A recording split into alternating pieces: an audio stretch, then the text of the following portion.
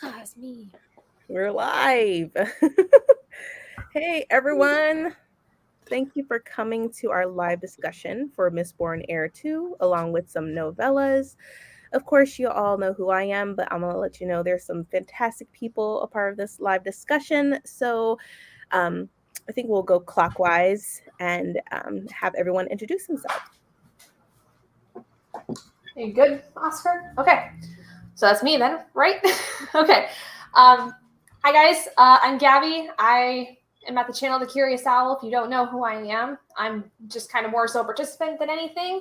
But, I just come hang out every now and then. But, yeah, I'm excited to talk about this with everybody because we've already had some thoughts brewing about what we think about all these books we just read. So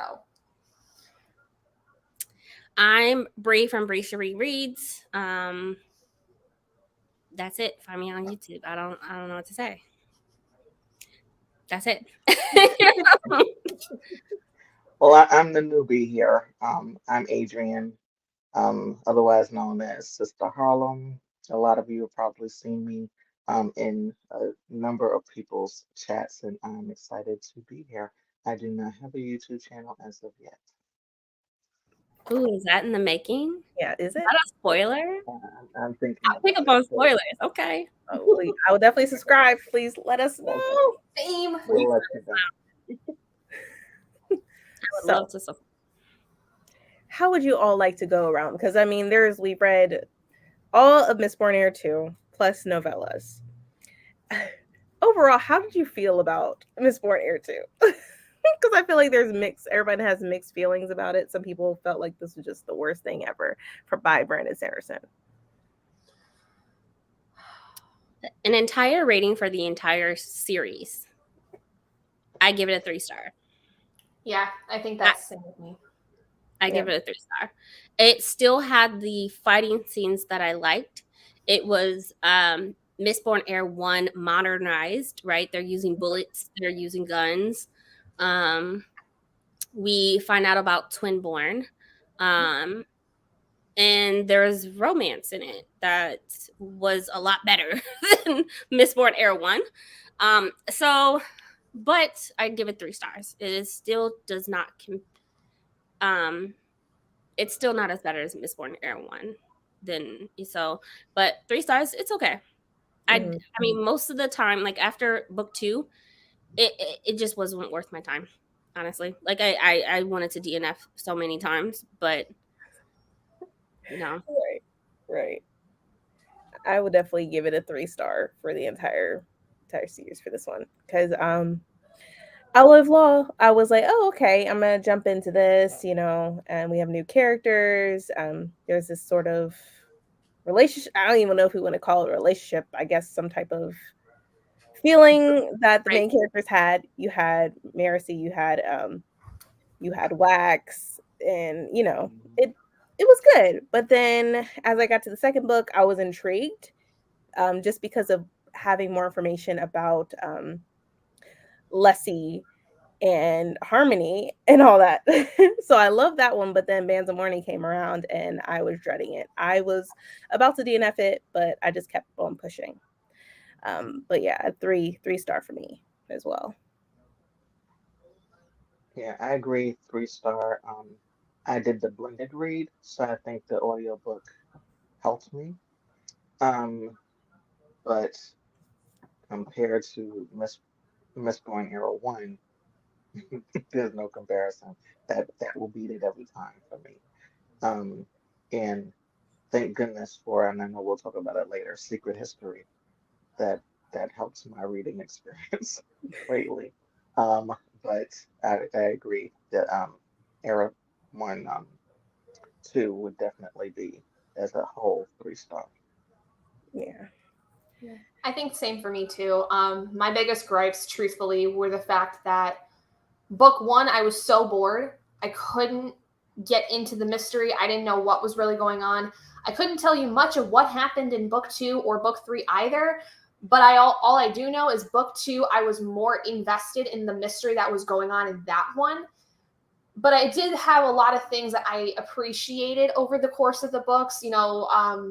Marisai, I really liked her as a character. By book 2, I think she was really showcasing her worth, even if it might have been kind of something where she was trying so hard to get the attention of other people. I think she was doing it with a purpose. I loved how Steris in book 3 finally seemed to have got some depth, because we got none of that until that one. She showed out, and finally I was like, oh Lord, I was dreading you. Yeah. Yes. Sorry. Hi, Dion. Hi, Dion. Hey, Dion, miss you.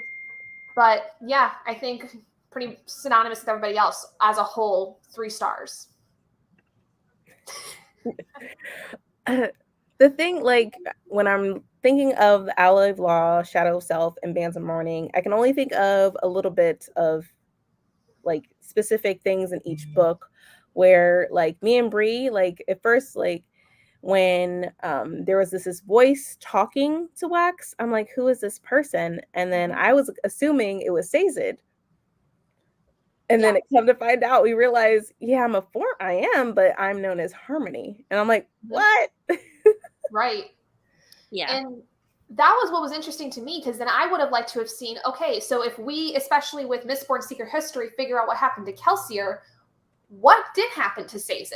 What did he do in that time of 300 years between Era 1 and Era 2? Because obviously it was a lot if he became a god of sorts. Like, how did that happen?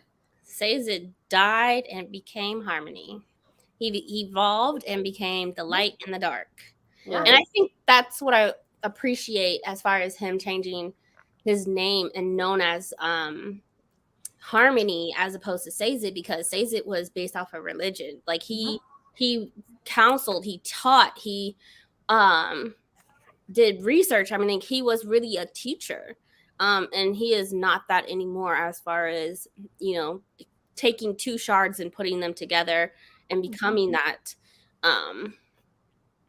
hero of the ages, I guess.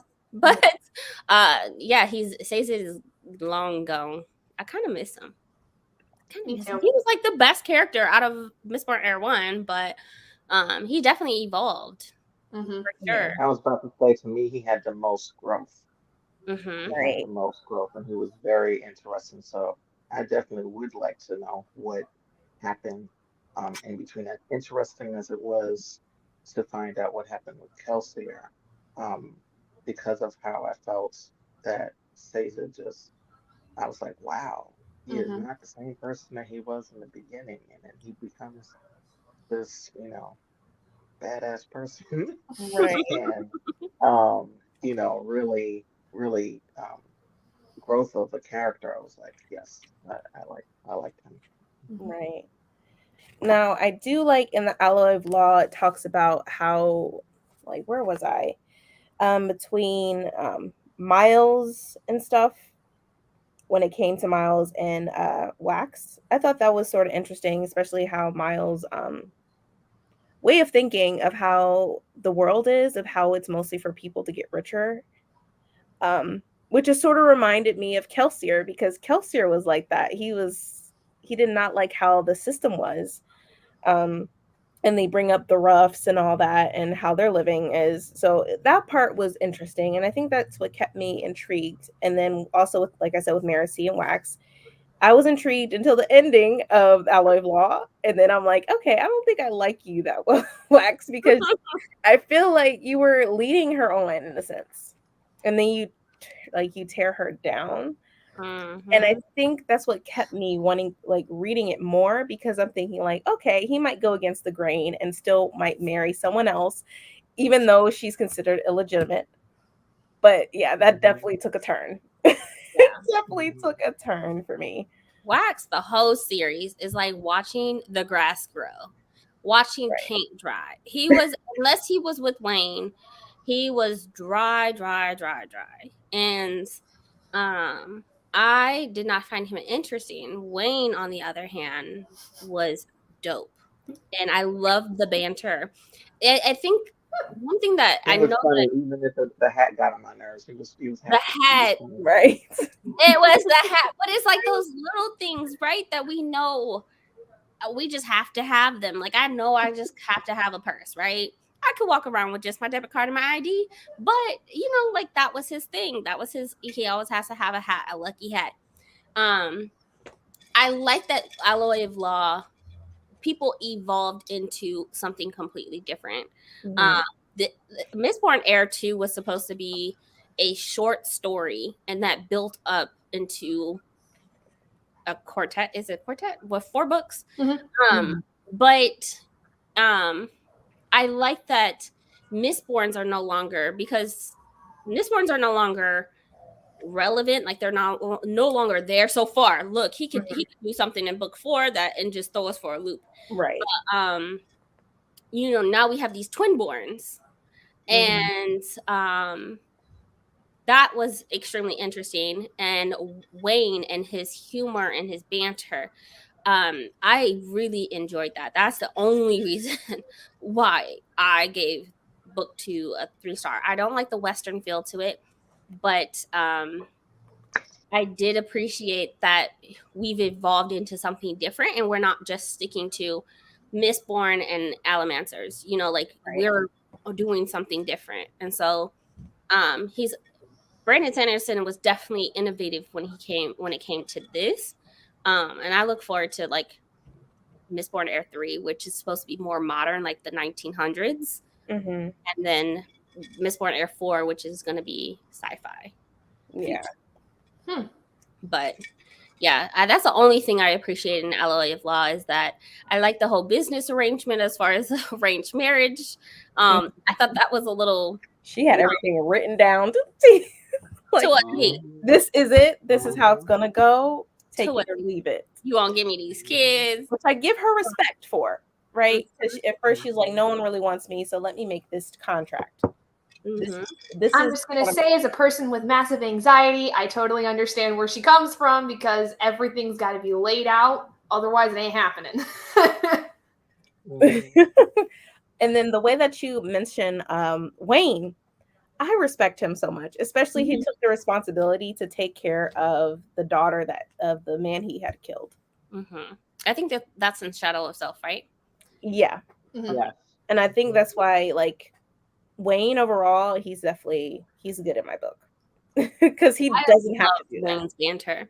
I like his silliness. And so Mistborn Era 2, he wrote during Wheel of Time. And if you watch Brandon Sanderson, I say this all the time, but he's definitely corny. He's witty and silly. And he really kind of showed that side of him where he's having fun writing certain characters. Like, obviously Waxit, again, it's like watching the grass grow. He's boring, but you could tell that he really enjoyed having fun writing Wayne and the silly banter that they had. I like that they were like 2 peas in a pod, but so completely different. Which that makes sense, considering Wax and Wane. You think typically, like, first thing that came to my mind was waxing moon, waning moon. Complete opposite ways of like movement. That made total sense to me, how they were complete opposite characters. I thought that too. Yeah, I thought that Wayne was just going to be too much of he was going to be the full comic relief that maybe as Brandon Sanderson was writing this, he thought that Era 2 needed. And then he talked about the family and taking care of the daughter. And I was like, oh, that says a lot about he has layers to him. It's not just the jokey joke. And I was like, oh, okay, I need to stop assuming about this person and his joking about the hats, but being serious about the hats too. So I said, let me really look and see what type of person he is. And I was like, wow. He's like, I know that she's still angry with me, but I'm gonna still, support her. And I know that she looks at me in a certain way, but I wish she would look at me in a different way. In other words, he's saying I'm doing the best that I can with the mistake that I made. I had to respect that. It showed so much that he was able to put that pride aside and just be like, I killed your daddy. Like, oh, I was just like, Wayne, because we know him. He's being honest. I like that. You don't get that with a lot of You really don't. And I think that was one of the things that kept me going was watching Wayne. Because even by book 3, I was like just so over everything. But his interactions, his scenes, especially in Bands of Mourning, were really fun. Like the whole scene with the bar and making it a metaphor for a church, like that was a whole other thing that I was like, this is exactly what I look for when I look for depth of characters. How do they view things? How do they look at different aspects of life? That was like one of my most favorite scenes, was that entire chapter of the metaphor of the bar. Right. Now, I will say, like within all these books, like a lot was happening. You have people, they were stealing women to breed allomancers, stealing steel and all this other stuff. We find out about Wax's uncle, and then his sister too. Man, Plot twist of the century. I did not see that coming. But then it makes sense because, like, in the previous book, prior to her, like, showing herself off, like, they didn't seem like they had that good of a relationship. Yeah, it's like I was like, why did you think that you had such a good relationship with your sister? You really had, you need to take your foggy goggles off when it comes to your sister, because she's not who you think she is, who you seem to continually seem to say that she is. There seems to be some holes in your memory of who she is. So when that whole plot twist happened, I said, man, I kind of saw it, but I was like, I'm not sure. And then like he knew, but he didn't want to face it. And I was like, I can understand, the sadness with that, but I'm like, you were trying to put somebody in a box that you knew that was not the box that they were in. Right. I would love to answer this, but that's tied to Mistborn Era 1. So you can go, like, we are literally, like, since we read all these books, like, we can just talk and see where it takes us. Okay. So Vin was created with the intention of preservation and ruin. Right. But she needed to, we all knew in Mistborn Era 1 that something was different with Vin. Something was just a lot different. She wasn't no regular Mistborn, right? Like, how come her mom didn't kill her either? Like, right.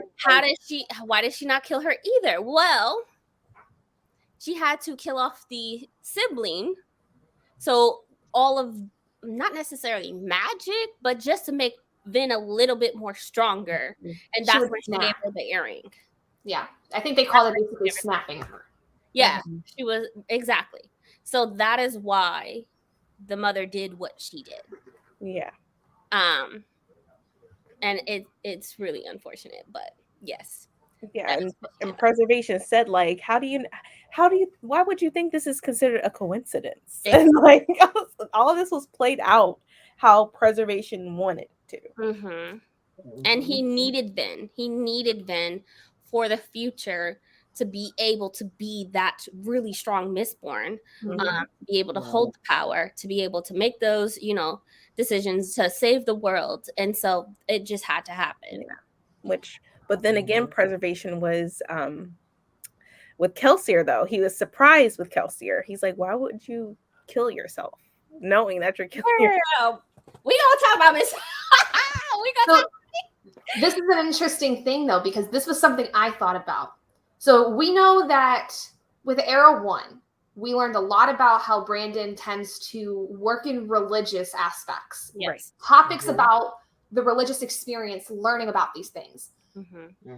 What do y'all think about the choice of the thing of free will versus divine planning? Because that is what I picked up within Secret History. This idea of, do we really as people have free will if there is things, gods like preservation and ruin at the head of everything? But then you have Kelsier who's altering that. He was in the background. He's the one that made certain things happen. He's the one that told, like, Spook, this is what you need to do. He's the wild card. Right. He's the wild card, yeah. So I just thought that was an interesting thing for him to bring up because of all the religious things we've learned about, especially like toward the end of Era 1, how in Secret History that's brought up even more because we've already had that kind of basis. And then everything that happens after Era 1 is kind of in some ways going to, I think, be a direct byproduct of what happens at the end of Era 1. Somehow, some way, that's gonna I think be brought up within the rest of the books. Go ahead, Bree. I see your face. Oh, did you guys know? Okay, in Bands of Mourning, did you guys pick up on the fact that someone else from a different Cosmere world was in it? I did. I don't remember who it was, but I do remember that happened. Her name is like Chris, and she's part of White Sand. And so when I read White Sand, it was they have a dark side and a daylight side. Let me look at the map real quick. But basically, she's a researcher, and I'm giving away, but this is probably a spoiler, but you know, not many people are gonna read White Sand because it's a graphic novel. So they have a dark side and a day side, and she's part of the dark side, and they're all dark skin. She's beautiful. I saw the artwork. Like, she's beautiful. And that she's a researcher, so she's a scholar. And her and someone else go around, and they're world hoppers. So I thought it was just Hoyd just out here popping, you know, Hoyd was also in Mistborn or Bands of Mourning. Yes, he was mentioned. What about the two people that were mentioned in Secret History that Kelsier had to go find? Weren't they world hoppers too? Yes. Yes. That's what I thought. I was like, there were a couple others that were mentioned. That was her. That was her. Okay. Chris. And her and Naza. What was the other one? The other, it was a man with her, right? It was a man that gave her the knife. Yeah, that gave Kelsier the knife. I want to say his name was Naza. Something like that. Yeah. Something like that. He is a part of the other novella. I want to say he's a part of the Shadows of Silence in the Forest of Hell. That is on my TBR to read tomorrow, so I have not. But I have not read that yet. But he's a part of that. If not, and then he also is in Stormlight, from my understanding. So I like that it's knowing that it's not just Hoyd out here just because they only mention him so much, like as this beggar. Yeah, like a beggar, like he's just, and I just want to know more about Hoyd because in Secret History he picked up one of the medals and took it, and like what is he gonna do with it? So one of the medals, there was two of them. One was given to Elend, and then the other one was Hoyd took it. So I want to know more about that. But yeah, I think it, like in Mistborn Secret History, how they're bringing up the different gods. Kelsier was like, "What? There's 16 of them. 16 on top of the fact that there's worlds created without the shards." Right. So we know that based off of well, we skipped Allomancer Jack. What were we gonna talk about? I mean, we can talk about Allomancer Jack too. I don't think that was one of your favorites, right? It was like somebody's account of he swam into this something and found the treasure that said, I guess, Kelsier or whoever put there, the spikes. And it had spikes in it. Yeah. But it almost read as kind of like one of those, oh God, back like way back in the day, because I remember having to read these when I was in middle school. There were like serial mystery stories you would read in the newspaper. That's what this basically was and what it felt like. It felt like it was a complete fictionalized story within the world, but it wasn't. But it like I couldn't figure out whether or not it was real or not. Because I mean, they mentioned Allomancer Jack in Mistborn Era 2 as well, like in the little sections. I found that interesting, especially about the spikes. So I'm like, okay, they have the spikes, they can create more Koloss and stuff like that. So it makes me wonder what's going to happen now since they have the spikes. But then Koloss making babies? Yeah, I I was a little confused with that because I remember it said they were created, they were created by people, right? Yeah, like you would place so many spikes within a like a corpse, in a certain you would way, bring them back. And so that's when I was like, okay, you said you're creating more Koloss, but I was like, aren't you supposed to need men for that? But like they said, they needed spikes. But the baby's part, I did not know about that. That was different. Yeah, that threw me off because I'm like, babies, man. You're like, what are you talking about? When did this happen? Yeah. And I was trying to like dig through my brain back in Era 1 when Vin was learning about how the Koloss were made, and I was like, I thought that they were kind of almost genderless or sexless, where they couldn't have the anatomy to produce children. So then are they kind of like did they evolve over time? Right. And then do they split off like freaking amoebas or something? Like, how does that happen? That's the only thing I could think of. They evolved over time. But see, and I have a feeling, or it's my prediction, not that it matters, it's Alabama's Jack in the pits of Atlantia. So I wonder if when we read Elantris in their novellas, it is like that going to relate back to it. They'll tie in some way somehow. That's a good point. Because I'm still confused about it. Yeah. I'm glad he was able to find the spikes because they've been looking for him for centuries. Right? This random dude who also fought off one of the Koloss and survived, was able to get the spikes for them. Well, yeah, because I mean, it was a life or death situation. It's either you do this or we kill you, like, or you have to like fight one of us or something to the death. Like, it was going to spell bad things for him if he didn't find it. The thing is, like, the love of his life, like, he didn't know that she was Koloss. Right. Which I'm like, but he was like, can't you tell? Yeah, because they have a shade color of their skin, right? It's like right, which again goes back to the idea of how exactly did they evolve over however many years? It's interesting. That's a question that I think we're gonna have until we read Elantris and the other novellas. Yeah. And I even with go ahead, Bree. I found that he was, and I said this in my blog too, because I was like, is he like racist against Koloss? Like, why are you hating them? Like, what happened? Why are you so, why do you hate them? Yeah, and they make a good point. The terroristmen were just sterilized, but yet they were still around in Era 2. Well, I wouldn't say they were all sterilized, though, because they did still have breeding women. So then you would have to think that they had some men who were still had their functioning, body parts. Right. But Sazed was sterilized. Right. So, like, that makes sense. But I'm curious, like, then, too, because of the fact, going back to Era 2, we have twinborns. Exactly. When did that happen? How did that happen? Wow. Yeah. I don't know.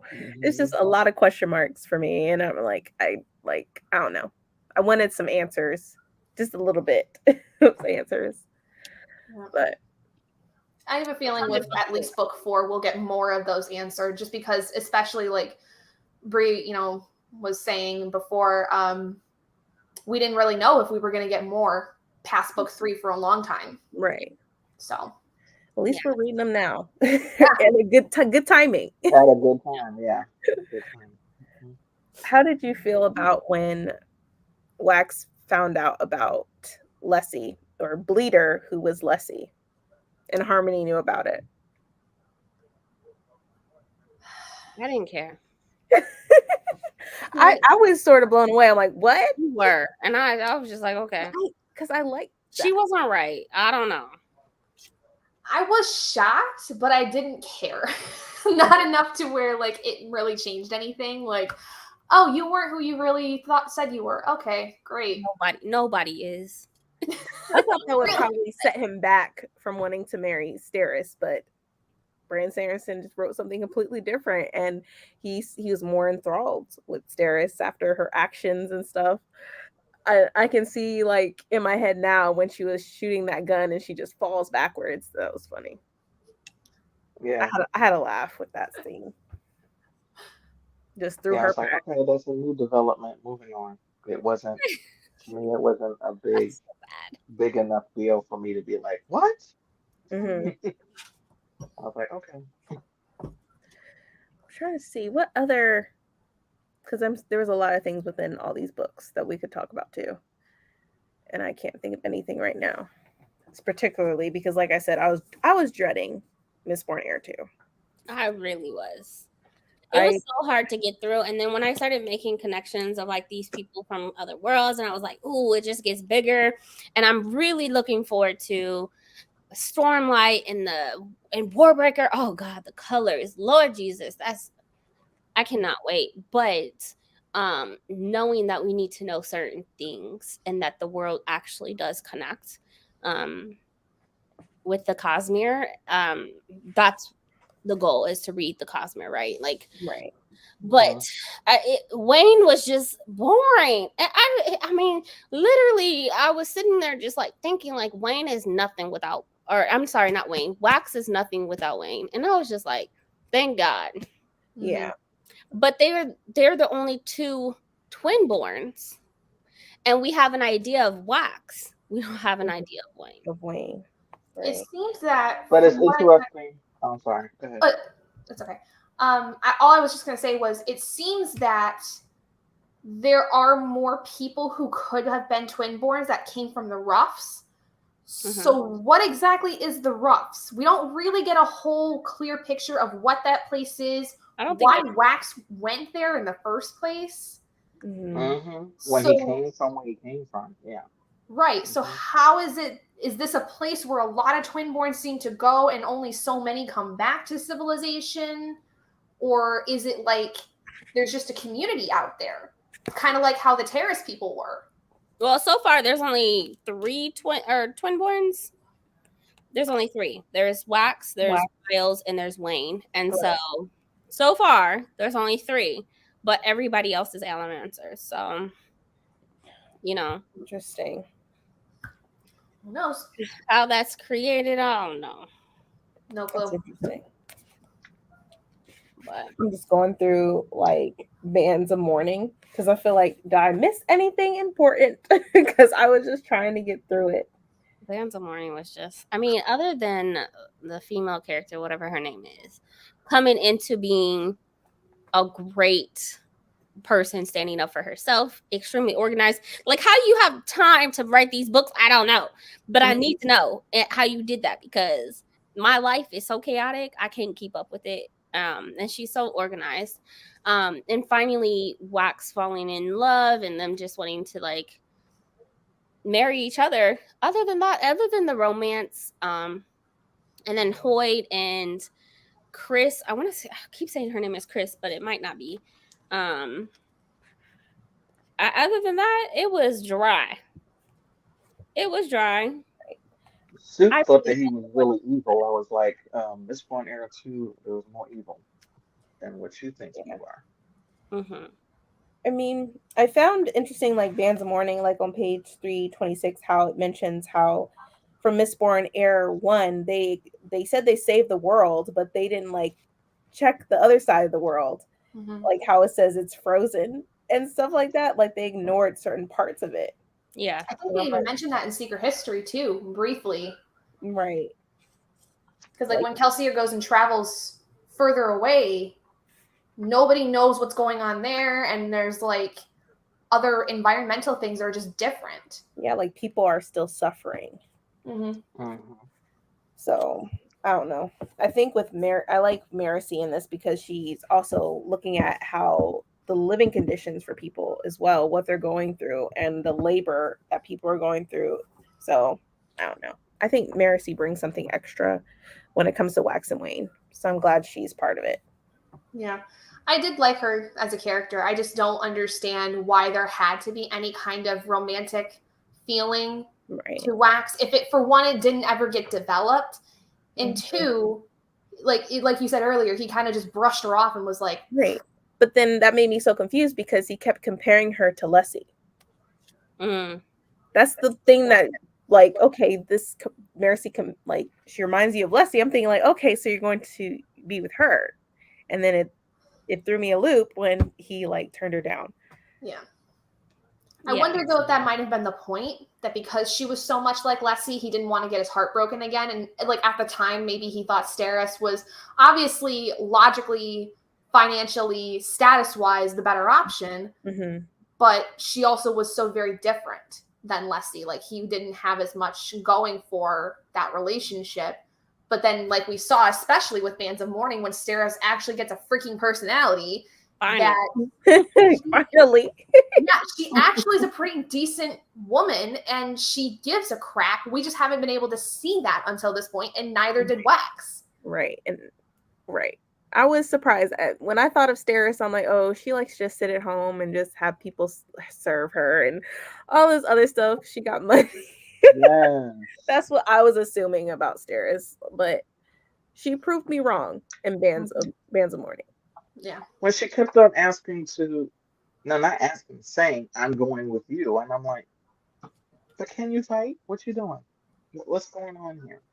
I know about, supporting your man, but what are you really doing? What's going on here? You're supporting your investment? Right. I appreciate it too that she kind of even admitted at one point in Bands of Mourning where she's like, I know I'm not a fighter, but I want to be here to help with whatever I possibly can. Even if it's just providing monetary, help. Like if I can do that, I want to. Which I wonder what changed, because it didn't seem like in the other two books she wanted anything to do with what was going on. Well, remember I told you my theory. I think she was getting a little jealous because Mercy was around her man. And she's like, no, I can't continue this. I gotta be involved some way. Yeah. I wouldn't be surprised if that was the case. Right. Wax went to the Roughs because he didn't feel like he belonged with either of his sides. Right. True. Yeah, I just wonder what the Roughs actually is, though. Like, what do they do there? Because he was a lawman over there. So he was some kind of a cop. Like, what did they do over there? What's the Roughs even? Like it's chaos. Like it's chaos. Like everybody's doing their own thing whenever they want. Like, but it didn't go into much detail about it. Yeah. Except when about Miles and how, was pretty much telling Wax like, hey, you left. Yeah. I don't think I care to even know more. Is that just me? If this series, if Mistborn Era 2 goes beyond book 4, I'm done with it. I don't want to know nothing more. Like, the only thing I want to know is because I want to know, are there actually more Twinborn, but we've only seen 3. Yeah, that's true. That's all I want to know. Yeah. I'm like, how can they go past that? Because in some ways I was like, okay, the first book is done. Is there really a point to go to the second book? They're almost like kind of like two separate stories. But then you knew that it was a little bit connected, but they could have been like two totally separate stories, right? Because they threw you off with the train, the gang, and the train, and he was trying to throw you off and stuff like that. The uncle is definitely a mystery for me. What's his angle? What is he doing? But he's not even, it seems to be the one in charge, because we learned that Wax's sister is somehow higher than him. Right. So how did she rope him into whatever scheme she was doing? And what is her angle? Who is he said she recruited me, not the other way around. I'm like, kept on thinking that was me. Who was she working with? Like Wayne thought he killed her, but didn't. Nope, she's gone. She's just disappeared. She'll come back. Right. Like, who could be behind all this?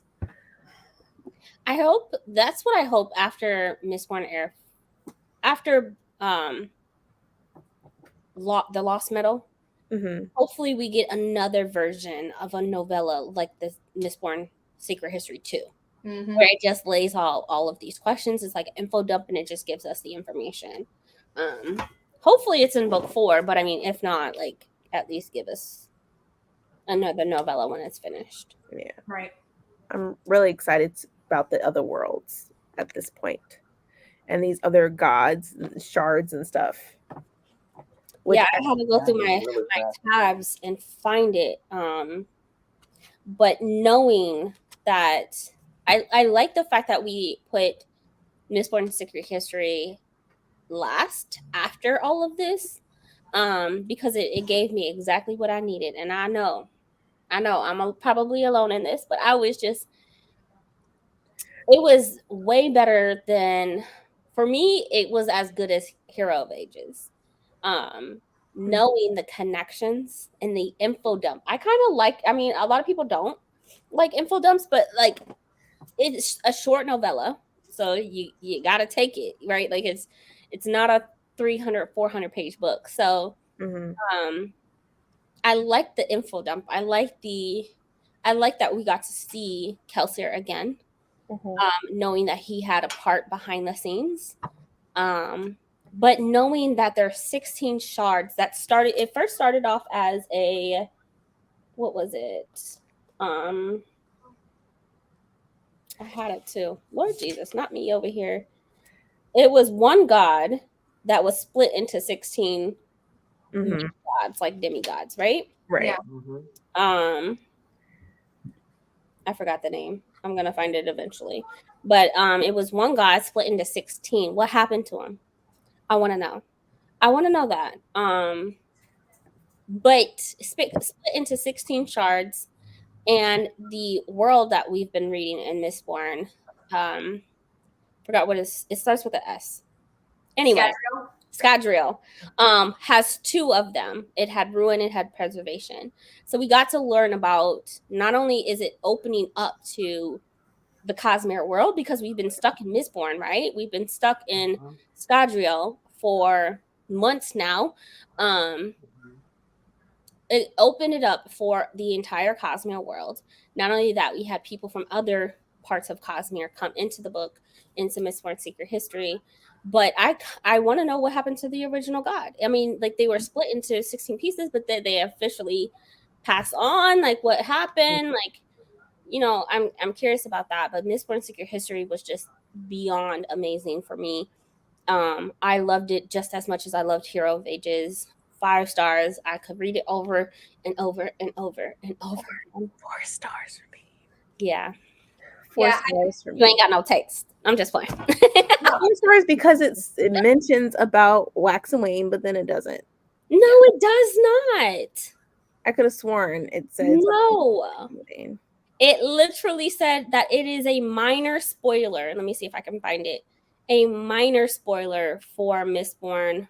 It said this novella contains major spoilers for the original Mistborn trilogy, Era 1, and minor spoilers for the Bands of Mourning. You set yourself up for that. Yeah. Minor, very minor. Look, it's in text. It's in writing. It's minor. After you mentioned what that minor spoiler is, it makes a lot more sense why it wouldn't have been caught as being a very minute thing. Right. Very minor.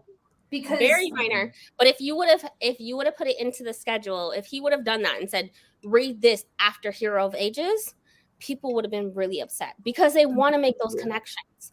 People people have to make those connections. They read fantasy, epic fantasy, just to be able to do that. Right. I mean, I will say I liked how Kelsier met Vin one more time. He talked to her.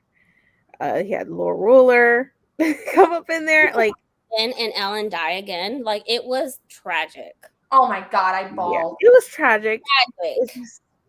I don't know. The whole thing where Vin and Kelsier are talking after they both passed on, and she's like, "You're a decent human being, but you're not a good guy," kind of thing. Like, that killed me.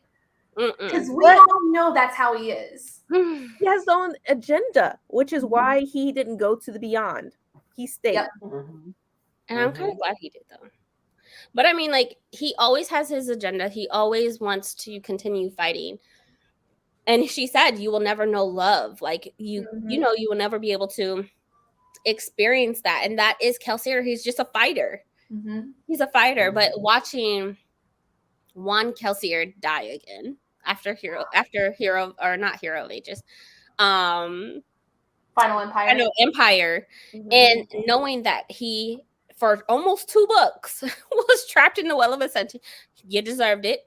But watching Din die again, I was just like, but she was at peace with herself. She was so at peace with Elend, and just like walked out. And Kelsier isn't at peace with himself. No. I appreciate though too that this kind of plays on the idea of heaven, purgatory, hell. Because hell could be considered like living on the planet with everything going on. You got purgatory where he's stuck in the Well of Ascension, and then the Great Beyond is like that idea of heaven. And there's 3 realms, right? There's 3 realms. Let me see if I can find it. There's 3 different realms, and he was stuck in one of them. So I think we might have talked about what the minor spoiler was just before we started. Okay. So Mistborn's Secret History is basically the view of Kelsier, the entire view of Kelsier and what he experienced after the Final Empire, right? So from the Final Empire, what he was doing all the way through the Well of Ascension, that was the viewpoint of basically Mistborn's Secret History, and him trying to also help save the world, right? Because the world was dying. He did Ellen dirty though. How he do Ellen dirty? About slitting his stomach? It had to be done. Yeah, I was just gonna say it had to be done. Knowing that was Kelsier's doing, oh man.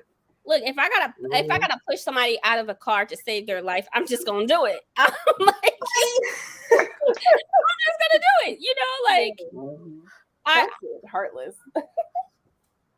So in the midst of, you know, Kelsier not refusing to die, which can we, you know, he's a fighter. He's a fighter, just like the Lord Ruler. The Lord Ruler didn't want to die, so he evolved as well. So he ascended, right?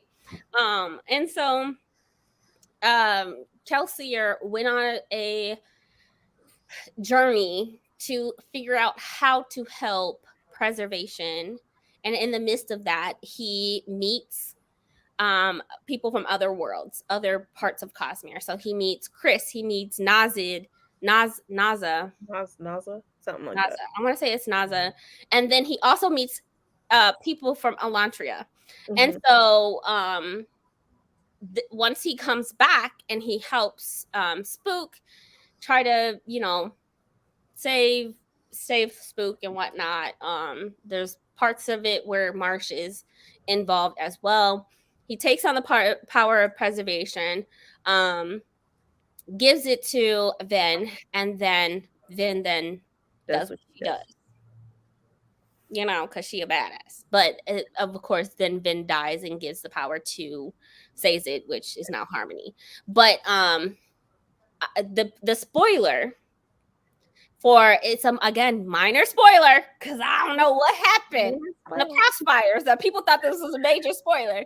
The Mistborn Era 2 is not done, so you know it doesn't have a secret history. But the spoiler is that Spook has descendants, and that is the spoiler. Wax is a descendant of Spook, and that was a spoiler because of Bands in Mourning. You couldn't have read Mistborn's Secret History and tell Bands in Mourning because of it. I mean, if we had known and remembered Spook's last name and realized like future connections that could have happened, the house that Wax took over after his uncle supposedly died is named after Spook. Like we could have made that connection. We didn't. Yeah, I was just gonna say, I don't think I even remember them mentioning Spook's last name, but I could say I don't think they did. I think it was in the Final Empire. I think it was in the very, very beginning. I think we just missed it because we were trying to get all the information as much as we possibly completely missed it. And so knowing that Spook became Mistborn Secret History, knowing that Spook, we kind of knew that Spook became a Mistborn, right? After Hero of Ages. And then he had descendants with his love. And that equaled out to be Wayne. Yeah. Wax. Not Wayne. Yeah. But I need to know Wayne's descendants, like who your ancestors for you. Well, I mean, wasn't Bree's mentioned as well? Bree's was mentioned in terms of the hands. Right? That would be so funny if Wayne. I had the hands of your ancestors. I'm like, okay, that's a bit freaky.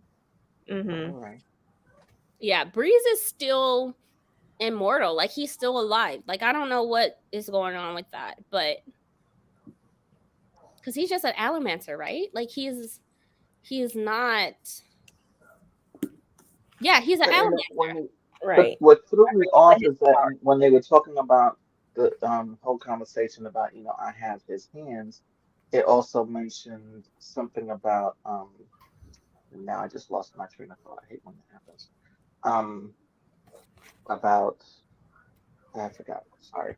I forgot something about Breeze. It'll come back to me. No, I like the fact that I was just for me, Mistborn Secret History, I was gasping because I knew like those connections were just freaking happening. I needed to know the plot. I needed to know it. I needed to know it. We had so many questions and assumptions that were left up to us, which epic fantasy can do that, where you are just left to assume things. But Brandon Sanderson was like, here you go. And you might after this have more questions, right? We find out there's 16 medals, not 11. Right. We find out that there's 16 shards, not just 2. Right. We find out the part that in the effects that preservation was really trying to do to save the world. We find out that Kelsier, the different realms, there's 3 realms.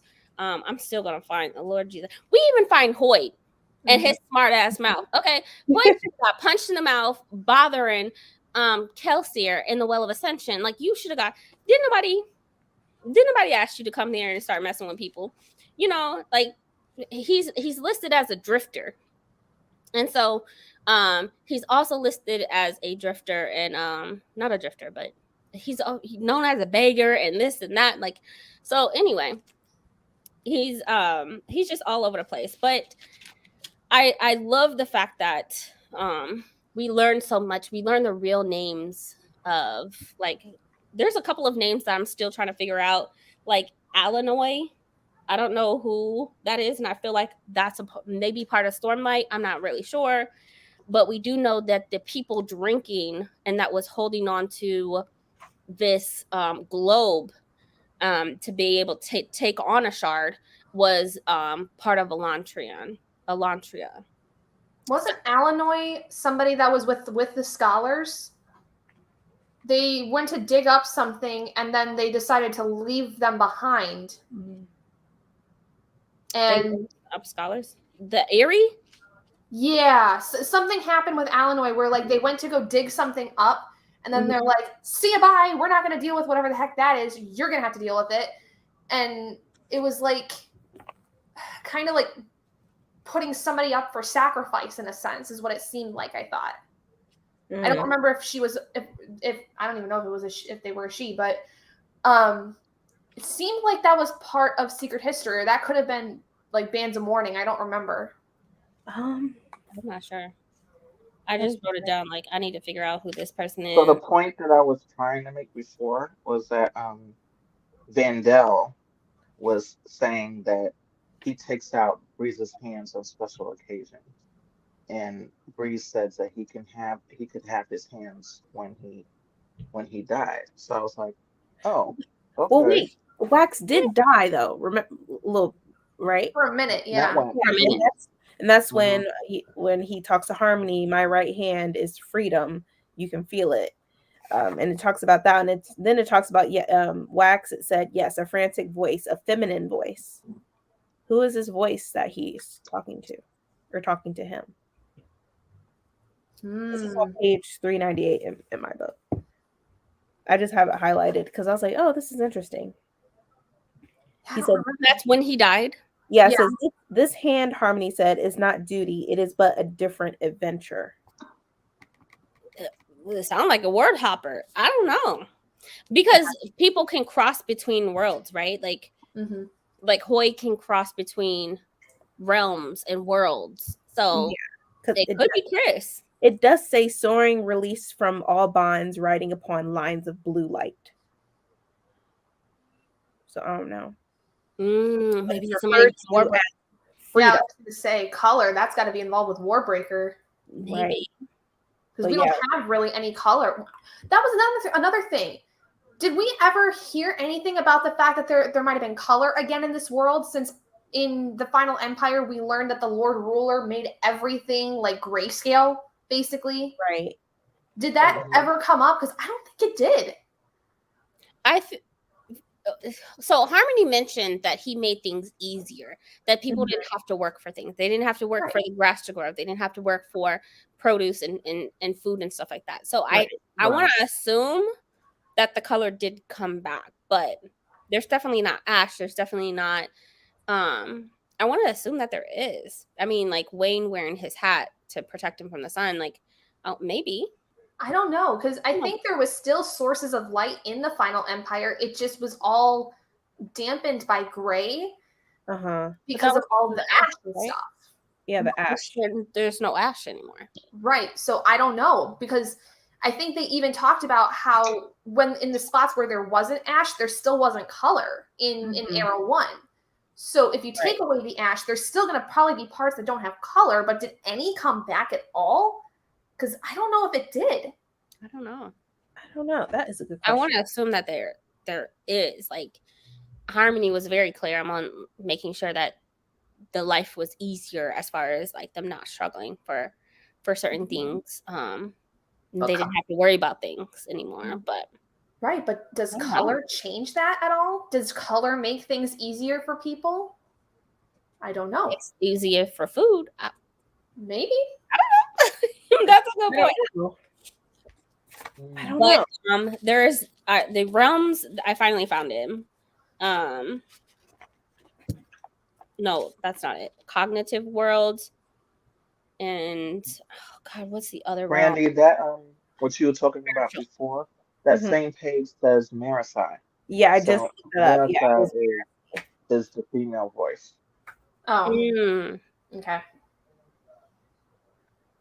She's telling him to tap into the metal mine. Right, because she was doing all that stuff while he was dead. Trying to save him. And then I guess he has like the bands and stuff, and now he has like the ancient allomancy. Yeah. Which I'm going to assume that ancient allomancy has to do with stuff from Era 1, because I would consider something 300 years in the past to be almost ancient. Yeah, because it says the potency of those who had lived long ago during the time of the Lord Ruler. Yeah. Perhaps even more. Right. So, man.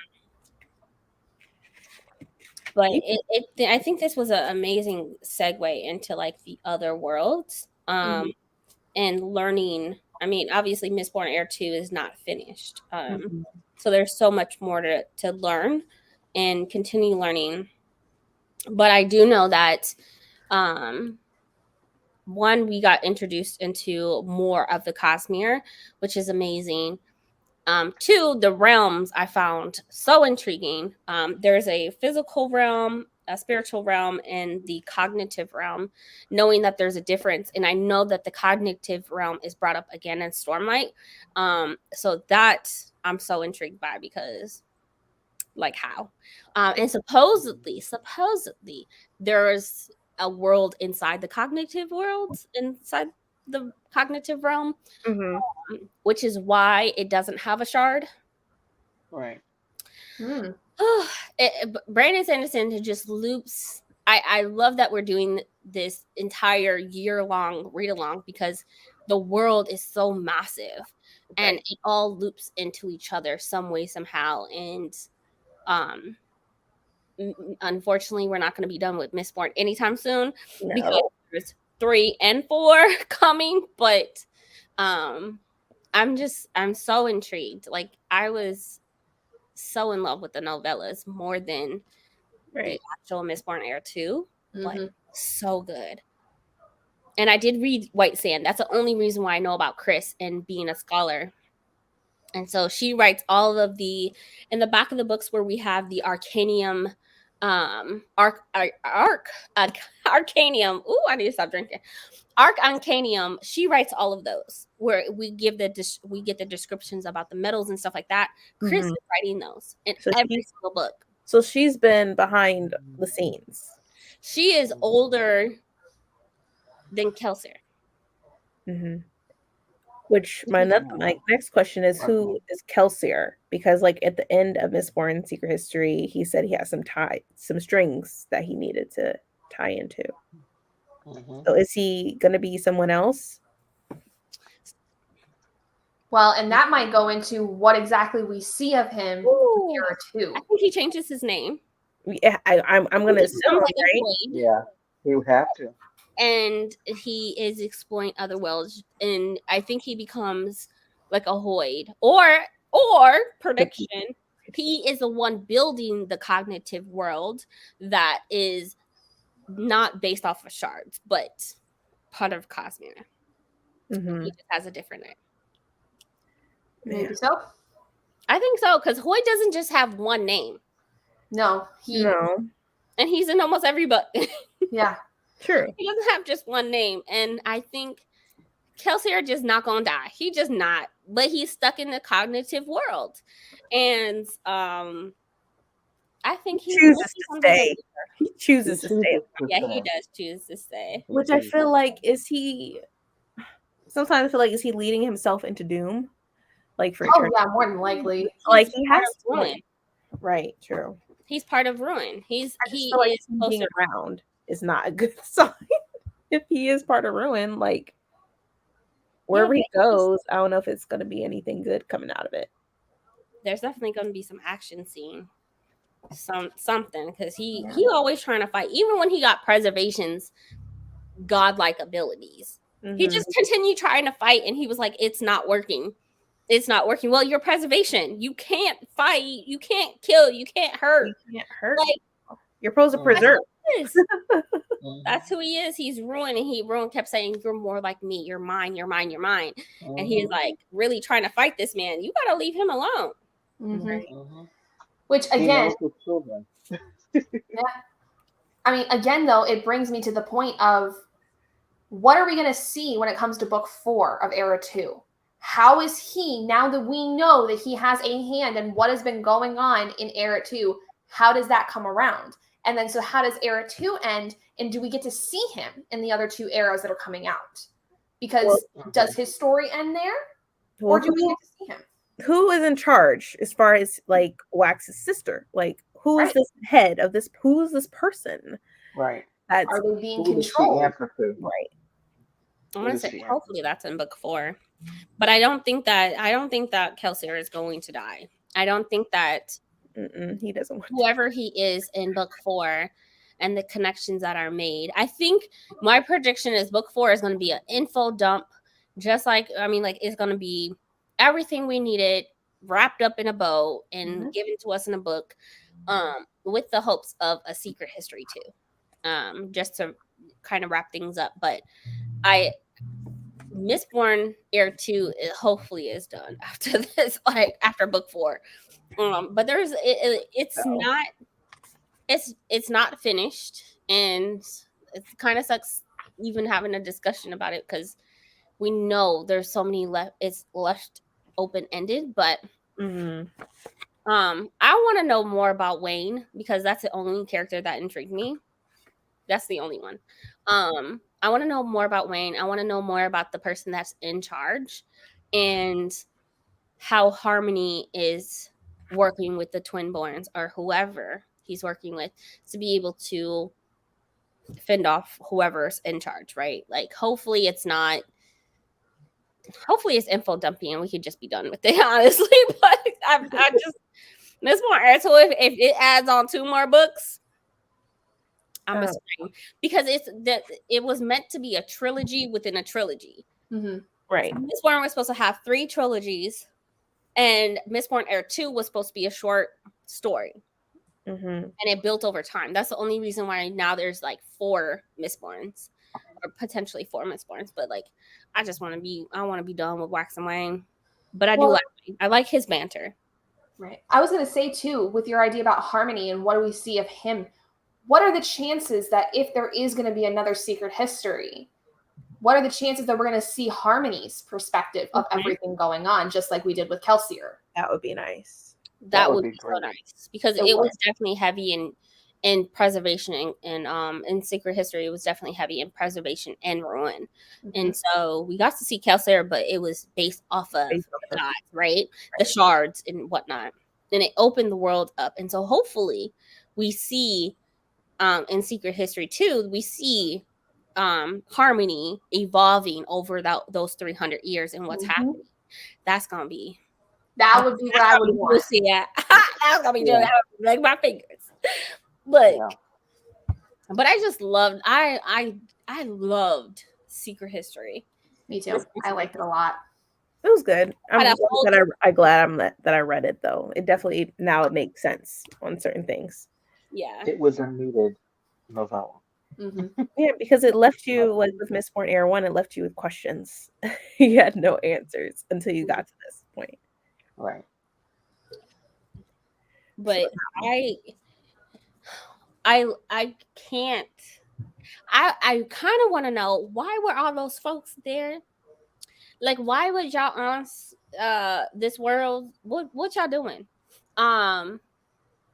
You know, them trying to take Elantrians trying to take over Preservation Shard. I mean, I get it, but I know that their magic is built off of the further away you're away from the world, the less magic you have. So like, why are y'all there?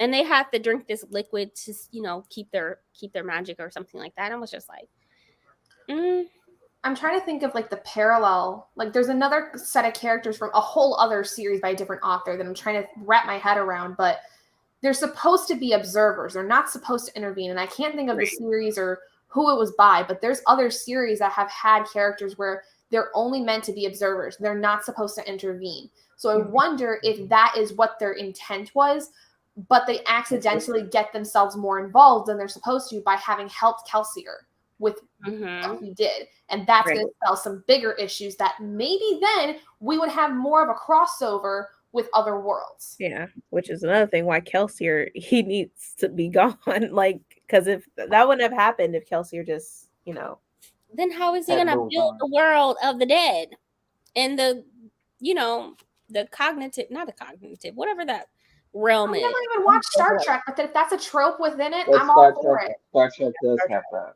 Yeah. I've never watched it, but who they were. I don't remember. I have a feeling if we read the Shadows of Silence in the Forest of Hell, like that's going to be part of the cognitive realm, and it's separate completely. I mean, it's part of Cosmere, but it's not based off of shards. I'm so intrigued knowing that. I can't wait to see more of Harmony. I can't wait to see more of, but then again, Harmony is only a part of Mistborn because he's only a part of those shards, right? Right. So eventually we're gonna have to say goodbye to Harmony, maybe, and go to these other gods. Oh, you gonna say that? Probably. We might say goodbye for a short period of time, but we'll probably come right back. Or, like I said, if there's this kind of like big group of people that like all these gods are supposed to be a part of, maybe he only comes every once in a while because otherwise he's dealing with the other gods of like how things are going on these other planets. Right. So maybe there's a panel discussion, a meeting amongst the gods. Right. That's what I was thinking. Kind of like a big a cosmic meeting of some kind. Right. And it's no longer 16 gods because preservation and ruin are gone. So it's down to like 15, right? So did that make a difference in shaking the world up? I would think it would. Will they be replenished? Will they be, you know? I'm just saying. Resolved. Wouldn't their powers not be as great since they're gone? Not as great? What do you mean? Like, I don't like, since they're gone, don't they bring up some type of power, even amongst other worlds, possibly, if they're part of these shards?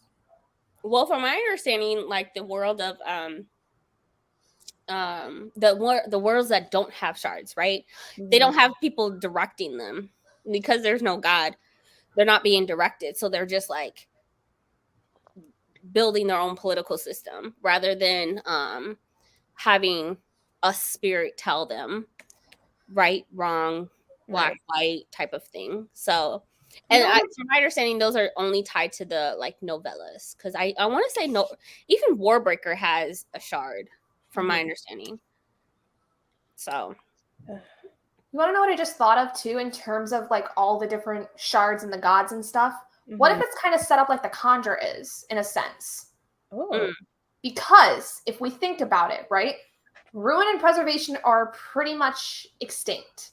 But we have Harmony, who is by himself a whole, while he might not be a shard, he had ascended. So is that a new generation like the Conjure had? And does the Conjure kind of emulate what the gods and the shards are on Scadrial? But the shards are built off of the gods itself, right? Like the shards are made from. Right. The Lord Ruler created the Conjure, though. Right. And they created magic more. Part of the god. Right? I mean, maybe. I just wonder if maybe the Conjure are set up similarly, in the sense where if the Conjure can have generations of created beings, what if the gods could also do that by picking people that could not only obtain their powers, but then they themselves could ascend to become a kind of god? I mean, isn't that sort of how Vin was, in a sense? Right. And Sazed? Right. So that's what I'm wondering, is it possible that if we get some kind of a crossover of any kind, is it going to be where we're going to have multiple generations of the gods and something's going to happen further on down the line? I would not be surprised. By the time we get done reading Brandon Sanderson, like in Elantris, I feel like we're going to see like more gods or whatever this city is. I think there's only 2. I don't know. It's crazy. I just read a little snippet of it. It's like pretty good. Supposedly the first sentence. Can you read the first sentence? Supposedly the first sentence is like really good. Yeah, Elantris was beautiful once. It was called the City of the Gods, a place of power, radiance, and magic. I like it. City of the Gods.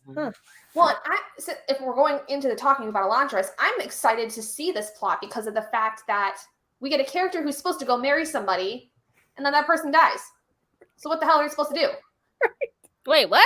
Yeah, like that's like in the synopsis, I'm pretty sure. Or everyone I've heard talk about it has said that basically you get a character who is supposed to go off and marry somebody, but then that person dies. And they have to figure out what to do after that. Because there's like a plague of some kind going through this world. Everyone I've heard talk about Elantris has kind of said something. Right. Yeah, it does say that in the synopsis. So from my understanding,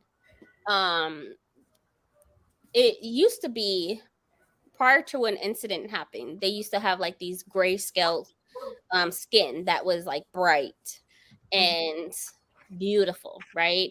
And then all of a sudden something happens to the world, something shakes, and they lose their color, they lose the bright skin, the gray, and they now look like kind of corpses. So I'm not aware of, I mean, I'm not surprised that somebody is marrying somebody, but like I'm not aware of anything else. Yeah. Again, we have to read it. So Yeah. I can't wait. Like I especially after Secret History and seeing part of them in the book. I'm so glad that we made, you know what? Kudos to us for making the schedule and putting Elantris in the middle. So then that way we could have read Secret History, got a glimpse of them, okay? And their motives, and be able to see, because I know something's going on with that world, right? They now look like corpses. They used to be beautiful and bright and shiny, and now they're not. So now they look like the dead. But kudos for us for being able to read that and then get a glimpse of them and then jump into Elantris, because most people start with that book, and we didn't. Now, as far as from my understanding, there's not going to be like epic battle scenes and fighting and different things like that in Elantris. So that's going to be completely different. It's more of a political book rather than epic fighting that we're used to with Brandon Sanderson. Yeah, that's what I've heard from most people. Is I that don't mind political books. No, might be interesting. Yeah. So if you're looking for like the shootouts and the fighting and the stabbing, like that might not happen. I'm not really sure. I think it's just more political based. Political intrigue is good. It can be good. So Look, we'll see. I'm so excited. I think even though Mistborn Era 2 was a complete letdown, there was some nuggets that we got to see with other people world hopping. We were introduced into a lot. We learned about the Colossus. Right. I'm still confused about this baby making. Like somebody got I don't. Hopefully we get some sense to that. Something. Tell me I'm like, wow. Oh Lord, I'm still confused about that. But the Condra's still around, which I'm so happy about. I thought they all died off. The Colossus still around. I thought they all died off. I wonder if they're gonna be on other worlds still, or if that is just this world. I'm wondering about that too. Or is there an equivalent in each world that would be similar to the Colossus and the Condra? Well, if you think about it, maybe some from other different worlds came to this world, and that's how they were able to have these children, these kids. Maybe. I don't know. Not you throwing a wrench into the. I'm just guessing because we still don't. All these different theories. Maybe. Because again, thinking about it, the Lord Ruler gained his power from the god that left the power for them in the Well of Ascension. He obtained that, ascended, and had the power to create not just the Condra, but then also the Colossus and Inquisitors, if we want to go down that route. So who's to say that some form of them couldn't be on other planets if there's other shards on other planets that would have some kind of similar power? It's possible. Or maybe Harmony decided, I'm just going to let y'all have babies because I'm ruling and preservation. So let's go. Name is Harmony. Right. I got powers now too. Why don't we just make everybody have babies? Like, why not? Look, Harmony could have done that because he's both of them, right? The Lord Ruler was tied to more ruin than preservation, right? So he could have easily been like, boo, look, I got you. You can't find your shards. So let me go ahead and let you have babies. Right. Yeah. Maybe. But I'm glad they're still around because they played a vital role in Hero of Ages. Like I think, especially the Colossus and learning about the different Colossus, age 1 or not age 1. Oof. The first Colossus, the second Colossus, third, fourth, fifth, sixth, seventh, eighth. They're based off of how long they've been a Colossus. Right, how long you've been a Colossus. So seeing that and knowing that, and then what's that Colossus that or Condra that we didn't even talk about him that Ben had. What's his name? Tensoon. And then he showed up. He showed up, actually. Yeah, briefly, but yeah. Briefly, but he showed up. Because we really only got to see Bleeder and the one that Wayne was hooking up with. What was her name? Marissa. No, not. They had built like the sword and stuff, right? Like there was a second Condra that was the one that quickly changed her bones to like, Mm-hmm. and was telling them the secrets, right, about like the hair and what to look for. Mhm. She gave them the vial. I want to Yes. say, I can't remember her name. I can't remember her name. I have Arcanium Unbound. I don't know why I'm sitting here holding this. No, I said marathon. I want to say it was like Monica. I don't know. It was something. With the M. I know. Malin. That's what it was. Right. Milan. Milan. Yeah. And She was interesting. I liked her. Very interesting. She was spilling all the beans. Look, I was like, this is one time you want to kill Wayne. Wax is fighting and everything on the train, and then he's like, where's Wayne? Da-da-da. Wayne's getting the hookup. He ain't thinking about nothing. And he's like, look, it's been a long time. So I was like, hey, Chandra hey. and Wayne both got urges, man. Like if in a battle, they both got it. And she was like, what? It's been a long time. Uh-huh. Hey, I was like, I love Wayne even more after that. I was like, you better get those rocks off. Yes. You better do it. Both of them were like, and what's the problem? I was like, yes. Ain't not one problem, bro. Ain't not one. I thought that was so funny. I was like, okay. I genuinely, like, the first time I realized they hooked up, I was like, all right. We get something other than just animosity here. Like, we get actual some kind, like, if it's not like super romantic romance, we get people who actually like want something sexually. Like, that's a cool. That's a good there's thing. nothing happening with Wax and Million, so nothing dry. Right. Dry. I'm like, nice. Let's go. Let's do this. I'm down with it. Look, I'm so happy because Wayne kept me I mean, like, if it wasn't for Wayne, I would have DNF'd it a long time ago. Yeah. A lot, like first book, right? Like Wayne, his banter, and that happened, and I was just, he deserved it. He deserved it. I mean, it was with a Chandra, but you know, I mean, I ain't gonna judge. I'm not judging over here. They all work the same. It all works the same. She can take on a body that would have like actual working parts of some kind. I'm sure it's not that big of a deal. Look, at all. Whatever. Can you imagine them in the fourth book, them being in a relationship, and then she just switches her body like, oh, I'm gonna be a dog. I'm gonna be a wolf. I'm gonna be a man. And they're together. Like, oh God. I'm gonna just. He's like, okay, whatever. Maybe, but we're gender fluid. Like, I will not be surprised if that does happen because of the fact that if people like seeing her in this relationship with Wayne, you know what? I'm gonna screw with everybody and just make them into an animal instead and see how they feel about it then. Yep. Great. Oh man. Cool. Thanks. Yeah. Thanks for ruining our happiness there.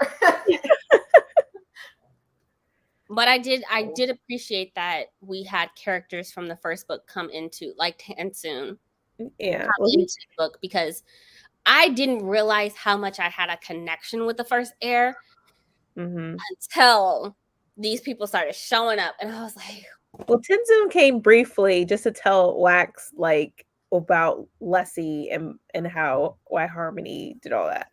Yeah, but was needed because we need to know that he was still around, right? Like, true. So he might. I have a feeling that Kelsier is building a whole crew, and all those people that were from Hero Ages is plotting behind the scenes. So he might get Breeze again, get Breeze into the mix, and Breeze, Kelsier, Tansoon, Autocondra, Autocolos, and you know he's built over 300 years because it was like 346 years or something like that. I don't remember, but either way, it was over 300 years. Like he was plotting. So why not build these friendships? Why not build these crew members for when you need them? So, well, and I would think too, if you have these abilities, wouldn't you then also in some way see into what's going to happen?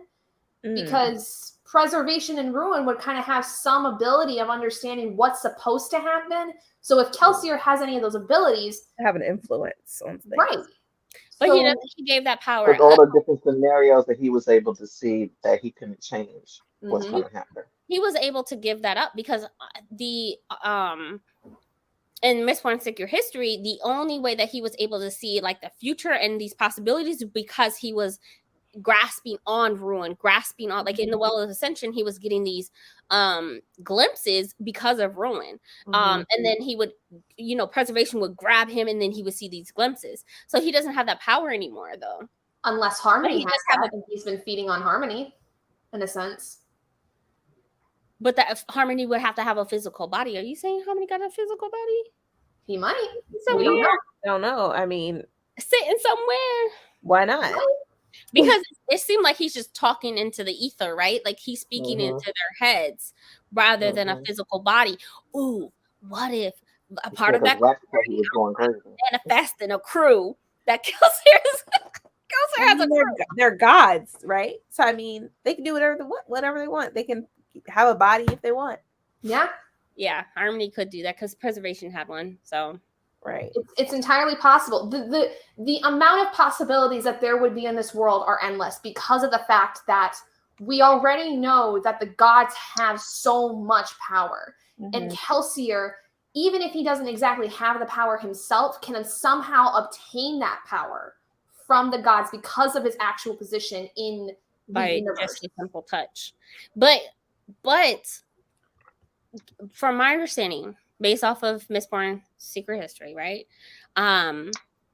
When the god, oh God, I'm gonna remember that name because I know it's being brought up again, and it's based off of White Sand too. When the god, the original god, was stripped of his shards and split into 16, it was done by people, right? He created the people. He created these mini gods because they stripped them of their shard and then took their shard, right? So they were already people.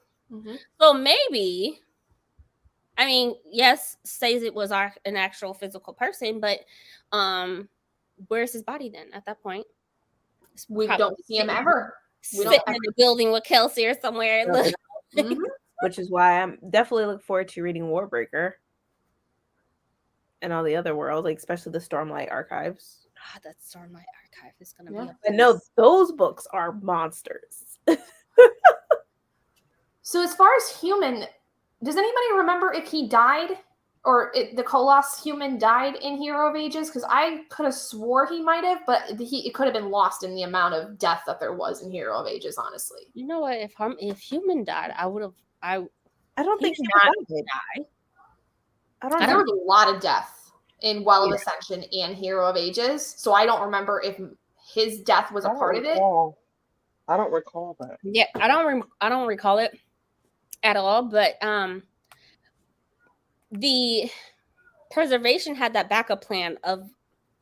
Well, it was a Lord Ruler had the backup plan that they would pull their blessings out, right?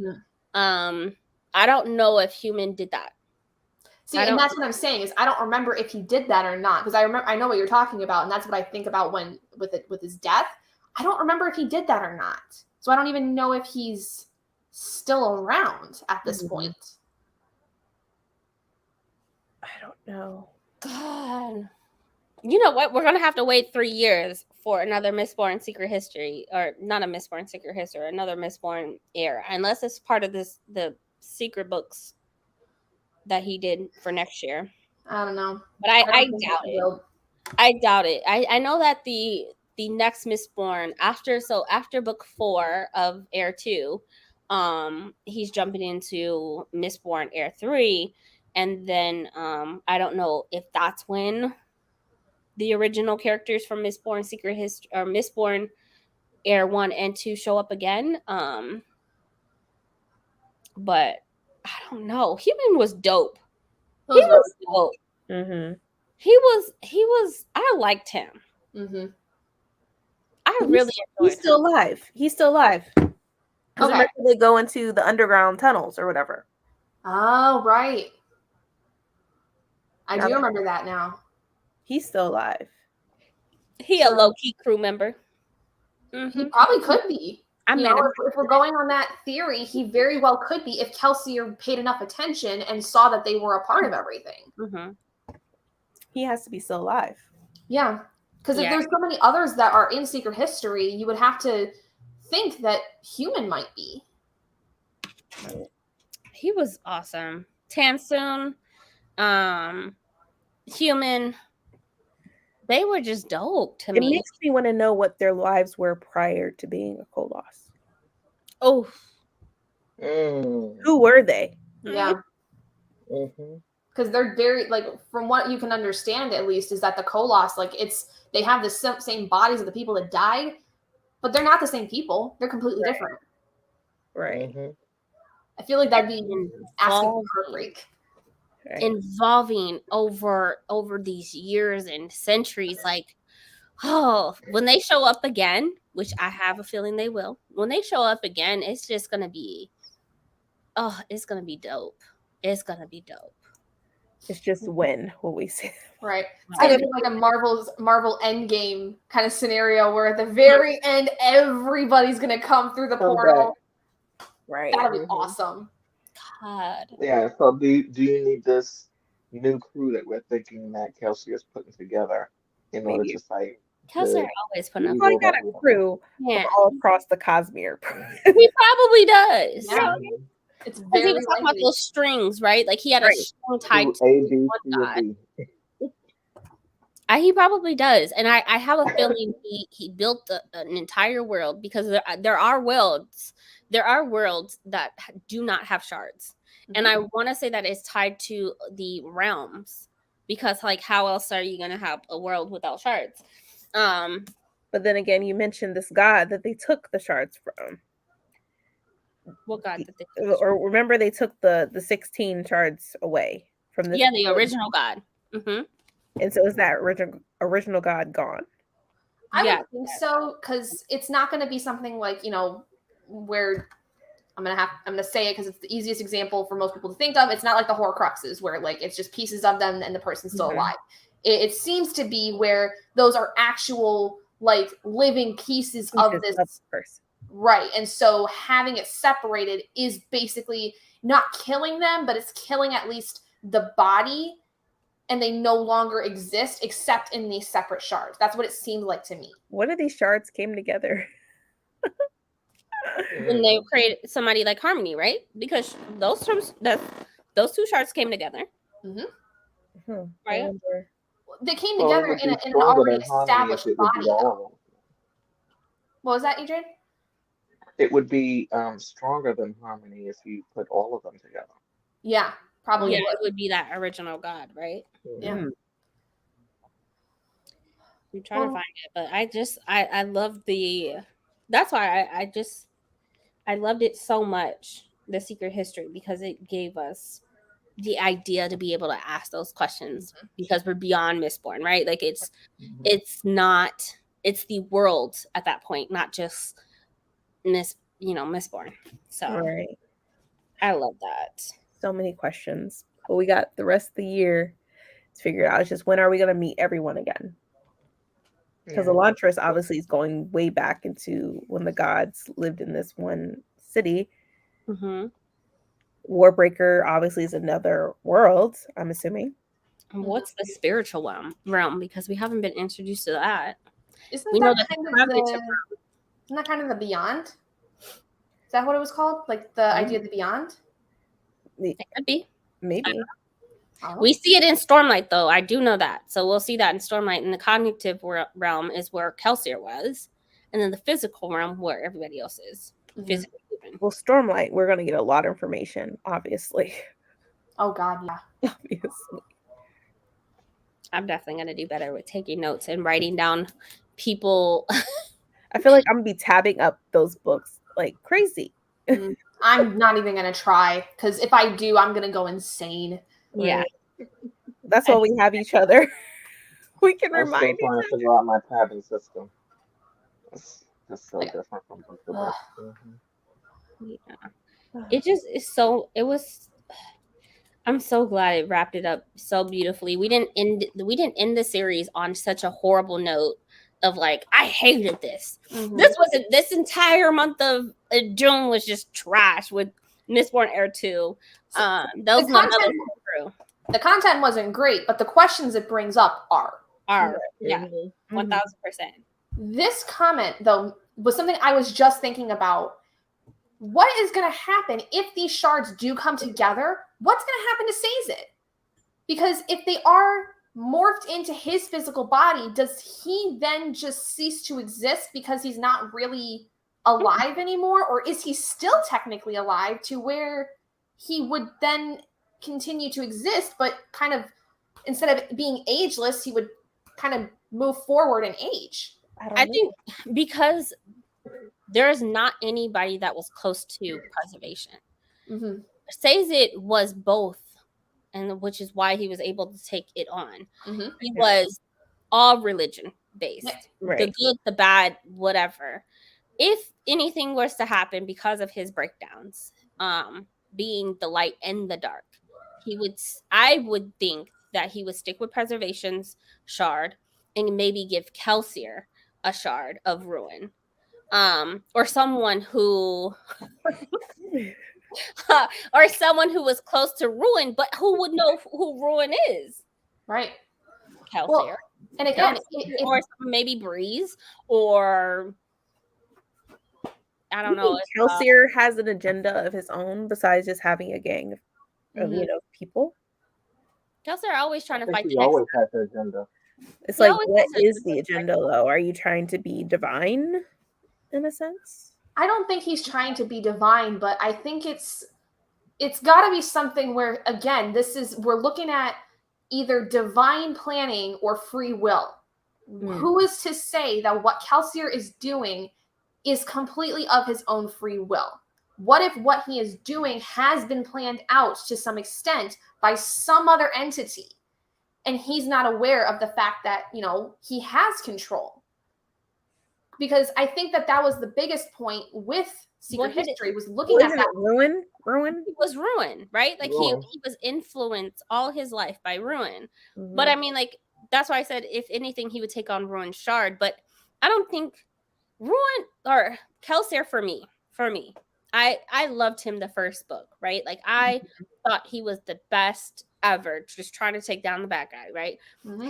His agenda has always been to evolve, to be better, to save the folks. But he will knock any heads off to do that. Mm-hmm. He will, like, kill your mama, kill your daddy to do it. So if anything, it is to evolve and to be better, and to help the people, no matter at any means of hurting anybody.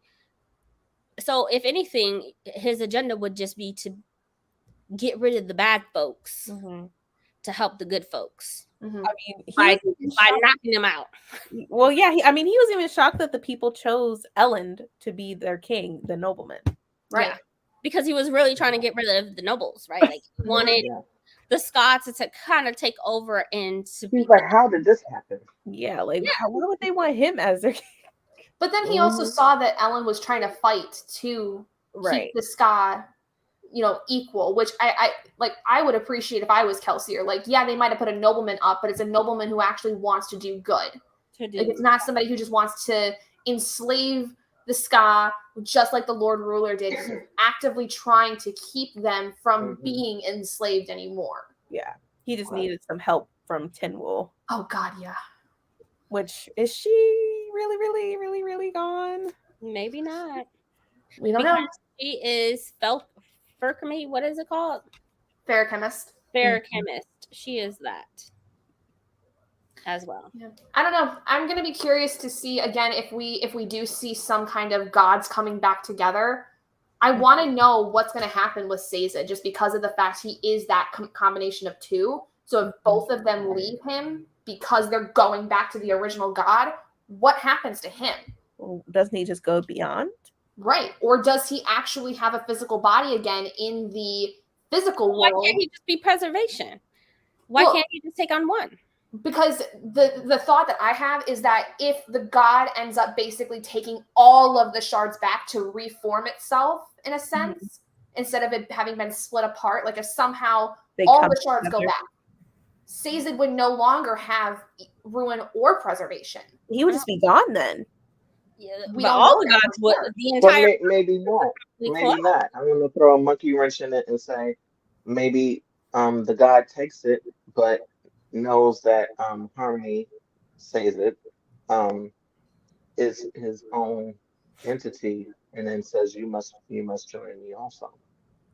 I don't know if And the that god would. doesn't want to either. It would collapse the entire world of Cosmere. It really would. Who's to say it couldn't happen though? Maybe they want to get rid of Cosmere. By that time, Brandon Sanderson gonna be 80 years old, and he'll be like, "Everything you read is trash. Right. The whole world dies." Yep. Throw it out. It was all a dream. I mean, if you think about it, Scadrial was dying at one point. I mean, it was like maybe And that's their only solution is to bring them all together. And as we know now, Elantria is very likely somehow dying. Right. Because people are turning into these corpse things and we don't know what's going on with that. Yeah. Something major happened in it. So if they brought the shards together, maybe that's the whole point. Maybe that is what maybe the solution. Maybe. Yeah. I don't think that would happen anytime soon until he like finalizes the end and pulls off that big massive shebang when he's 80 years old and writes his final book. Yeah. I will agree with this. Like, boom, the whole world is gone. Cosmere is out the window. Yeah. I agree with this comment though, but this was something again that I was thinking about when looking at free will versus divine kind of planning, because this moment where he gets Marsh to rip out the earring, that is a huge indicator of what's going on. But it's still a battle of understanding what is free will. How do we know we have free will? Or is everything we do some kind of divine plan? Right, because Ruin admits it, like this was the plan. Like Preservation, Harmony, they mention it. Like this was their plan. Yeah. Was it real? Like you're right. Was it really free will? Like we don't know. But I love that scene regardless in Secret History, seeing Kelsier be involved in that big scene at the end of Hero of Ages, because my ear hurt about when she said ripped out her ear. I'm like, oh man. I forgot about that. Ow. I love that so much. And that's why I was like texting Brandy and I was like, I am gasping. One, I was sad that we had to watch Vin die again, but like the fact that he was able to, because Preservation wouldn't have had lasted, right? Like the whole world, Brandon Sanderson could have just trashed the whole world once Preservation died and not giving Kelsier nothing. But I think for me, I was just like, oh my God, it makes so much sense. But like you said, I love the fact that Marsh had, Kelsier says you should have chose a different brother because you chose the good one, right? Like Marsh had that free will to be able to say these shards are not going to stop me from doing what's right. We'll see. We will dropping books. Right. There's so many theories. Like, please. How old is Brandon Sanderson right now? 42, 46, something. He's in his 40s. Yeah, he's still pretty young considering. Yeah. That's what I'm saying. Like knowing that he's doing movies and Stormlight 5 doesn't come out now until he announced it this week. Stormlight 5 doesn't come out until 2024, even though the book is finished. He's just got so much other shit going on. He got a million other things going on. So Stormlight 5 can't come out until 2024. So by the time he collapsed the whole world, or the original God takes his power back, we would have read all of Warbreaker. That would have been a several book series. We would have read all of Mistborn. We would have read all of Stormlight, etc., etc. Like we would have gotten the entire Cosmere world, the entire series, and then he would just like trash it. With a one book series and just like collapse the entire world. If he did a movie, you read, throw it out the window. Right. I wouldn't mind Mistborn Era 1 being a movie. Oh my gosh, that would be so much fun. So epic. And knowing that the coins and coin shooters, coin shotters, knowing that that's the thing that was brought up in Mistborn Era 2, which I found pretty intriguing too. How instead of it just being coins, it's the bullets. It's the same effect, just the same effect, right? Just more modern. So that's gonna be interesting, and what that looks like in a more modern world. So it's supposed to be Mistborn Era 3 is supposed to be tied to like the 1900s, so like our generation time. And so seeing what that looks like with metal and how we use it now, because it's in everything, right? Like, woof, that's gonna be a whole different beast. But yeah, I can see him sitting in Cuba, Yeah, trashing our entire world with a big blowout, his retirement book, right? Like where he just like collapses the entire world, and everything that we've known for the last 50 years just like goes out the fucking window. Man, who knows? He probably gonna try to take over George R. Martin's books because he knows he's not gonna. I was just about to say, at least this man is gonna finish his crap as opposed to freaking Martin. And God rest his soul. Thank God he also took on finishing the Wheel of Time and completing that for Robert Jordan, because Lord knows people would not have been able to handle not knowing how the Wheel of Time ends if he hadn't taken it on for Jordan. Yeah.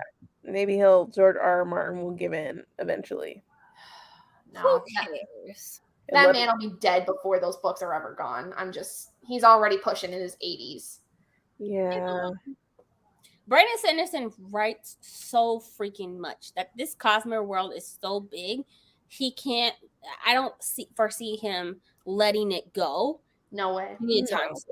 Which is why I said like Warbreaker will be finished, because that's only one book right now, and it's supposed to be like at least 3. Stormlight will be finished. Mistborn Era 1, 2, 3, 4 will be finished, and etc. And whatever else, he's gonna include more series on top of it. So by the time he finishes and he does his retirement book, Lord, man, be like 100 books. If he retires, because the man don't know how to stop. I mean, technically, you don't have to. You don't have to retire, to be honest. Right. I mean, Stephen King is still writing all kinds of books, and he's going into his 80s. I'm sure Cassandra Clare will still be working on something with the Mortal Instruments when she's about to kick the bucket, because that woman doesn't know how to stop either with her books.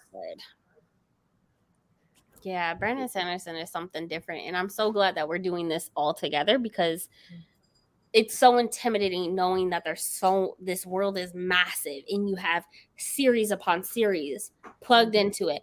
Don't forget that White Sand is tied to this too. It's tied to a graphic novel, and the graphic novel will eventually have its own novel, and it's just like it's so much. Isn't it also being turned into a TV series or a movie or something? I want to say it's turning into a TV series. Yeah, I'll watch it. Yeah, it's really good. I read the first book, and it's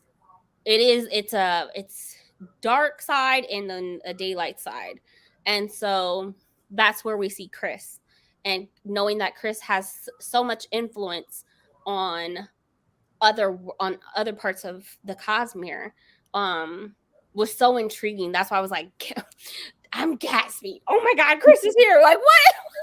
What is she doing? And then if you look at the back of the books, knowing that she's writing these arcaniums, telling you about the metals and what they do, it's just so much. This world is just going to get bigger and bigger. Yeah. And we're gonna have to reread the entire series all over again in 5 years, because there's like 15 books. Not her accident. Yeah. There's gonna be like 50 books in like 5 years, and we're gonna have to like start. I told her, I was like, you know what, I can just watch our live discussions again. Honestly, wasn't it the last live show or one of the reading sprints we were talking about the fact that when our kids are fully grown up, they'll be reading these, and we'll have to do a whole new reading series anyway. Like, man, it's just gonna be so much. Oh, it's so great to be wrapped into a world that's so different, but yes, so unique and yet so connected. Mm-hmm. You know, Mistborn is not going to be like Stormlight. There's no metal. Speaking of, you might as well get it out. You know, at the end of this live, go ahead and cry it out, because we are done with metals. We're done with bouncing and all this other stuff. That's fine. We're done with that. That's fine. We have spent. I want something new now. 4 or 5 months tied to Mistborn, tied to these characters, tied to Allomancers, tied to Mistborn and Mistings and Twinborns. We're done. We're done. Which is fine. Move on to the next one. Like, I'm done. Okay, I don't have to grieve it. Look, I feel like I've wrapped myself up into. For me, it was easier to read Mistborn Era 2 because I already knew about the metals and how they bounce off of each other and how they consume it and stuff like that. We have spent months tied to these characters. These, like I said earlier, like I didn't realize that I was so heavily involved in just not committed, but so heavily involved in like tied to those characters in Mistborn Era 1. Like I knew Vin died, like, you know, but the people are still there. But now we're done. We're done. Well, we have to come back later for the lost, the lost map. Yeah. We have to revisit for a brief moment. That's brief. Well, the magic systems is something that we have to learn all over again. We don't have to continue on to the next book, and we already have a grasp of the world in different things like that. We're starting. Is it just me that's getting emotional? Like I just gotta start all over. No, I'm ready. I'm ready. I'm ready, but I do like the way that he writes his worlds and his the magic system. It's quite fascinating. Well, and think with Elantris, we only have the actual novel and 2 novellas that we have to read in July. So that's a whole other dynamic too, because we don't know what the novellas are necessarily going to get into in terms of the world and everything else we've already read. So this is all new territory for one whole month, and then August we're going right over. I'm kind of scared because it's like Elantris it's supposed to be more than just one novella, or not novella, but more than one novel. But it's his first novel that he's ever written. It's completely different world system. It's completely different magic system. And we've spent months tied to the same Allomancer, Mistborn, Mistings, Twinborns, like something with metals popping off and consuming metals and different things like that. And we're completely finished. And I had to grieve that today. Now it's just like, let me get my drink. Yeah, no, I understand though. Cheers, guys. Yeah. Born for at least another 6 months. Right. Oh God. Cheers with us. You're done with your drink? Come on. Why are you not cheering with us? Oh, there's a lag on her side. Gotcha. Cheers, guys. To be done with this until December. Until December. Well, in all honesty, like, I definitely agree. The grieving is like, it's hard. I think it hasn't quite hit me. It probably won't hit me until I start Elantris. But at the same time, with how Mistborn Era 2 went, I'm not so upset. Like, I think if we had, completely skipped Era 2 or something and then went from Mistborn Era 1 right to Elantris, I would have grieved a lot more. Because Hero of Ages killed me. It tore me apart. Yeah, I agree.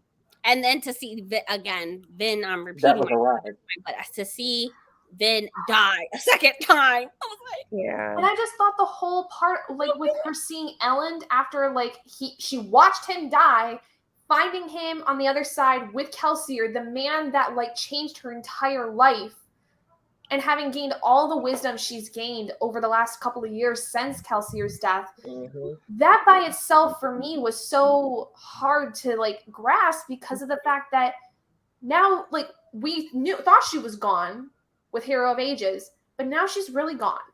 And that's hurt. Right. It's official. She's like, unless somehow, again, Kelsier's somehow in the works of everything, built this crew with people on the other side, if he's been able to get to the other side, as far as we know, they're dead and gone. Literally. Like, they are no longer existing in this entire world, entire universe. Well, they're existing in a different type of setting.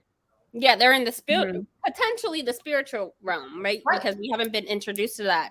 And I think we'll be introduced to that in Stormlight, but potentially they're in the spiritual realm. Yeah. But I mean, like, again, we're not going to see them for a very long time. Right. If at all, because we don't know. at all. And to me, today, I was just like, I can't. One, I did not like the books, Mistborn Era 2, but I was so invested in the medals and the characters, and Secret History just tore me apart. I was gasping, I was crying, I was like, how can a novella do this to me? Dang, Brandon Sanderson. Brandon Sanderson, he'll get you. And got me. Okay. Got me. I was like, it's a great intro into the Cosmere world, like I said before, because we get people from other worlds. We get people from White Sand, the silent forest of hell. I don't know, whatever that novella is. And then we also get people from Elantris. And so all of that is in Secret History. And so I just can't believe we're finished with most of them and having to relearn a magic system and world building all over again. I'm looking forward to Warbreaker and Stormlight because I feel like that's going to make my top 10 of the year for sure. Oh, yeah. Those Stormlight books, one of them. That too, that whole point where he calls her his daughter, like that killed me. I'm like, oh, now you want to confess. Now you want to say that. Lord. Yes, and that's why I was like saying that novella, even though it was so short, that packed a punch. It was everything. It was everything. I'm like, a big punch. I'm like, you could have done this with Mistborn Era 2, just had one book, you know? Why it had to be 3? Just shorten it up a bit because I was bored. Yeah, I think that's kind of my thought with the whole series is it could have honestly just been one giant book. Right. It was supposed to be just a short story, and it just kept going. Yeah. I mean, they were all about the size. They were all smaller than the Final Empire was, and the Final Empire was the shortest of the 3 of Mistborn Era 1. Right. So it all could have been one big thing. Right. Yeah. He wanted to be difficult. He wanted to be difficult. That's what that was. He just wrote it over the time of Will of Time. Will of whatever. You know what I'm talking about.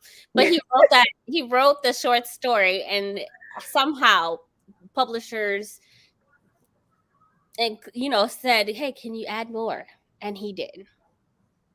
But it was supposed to be a trilogy within a trilogy, and he just kept going with it.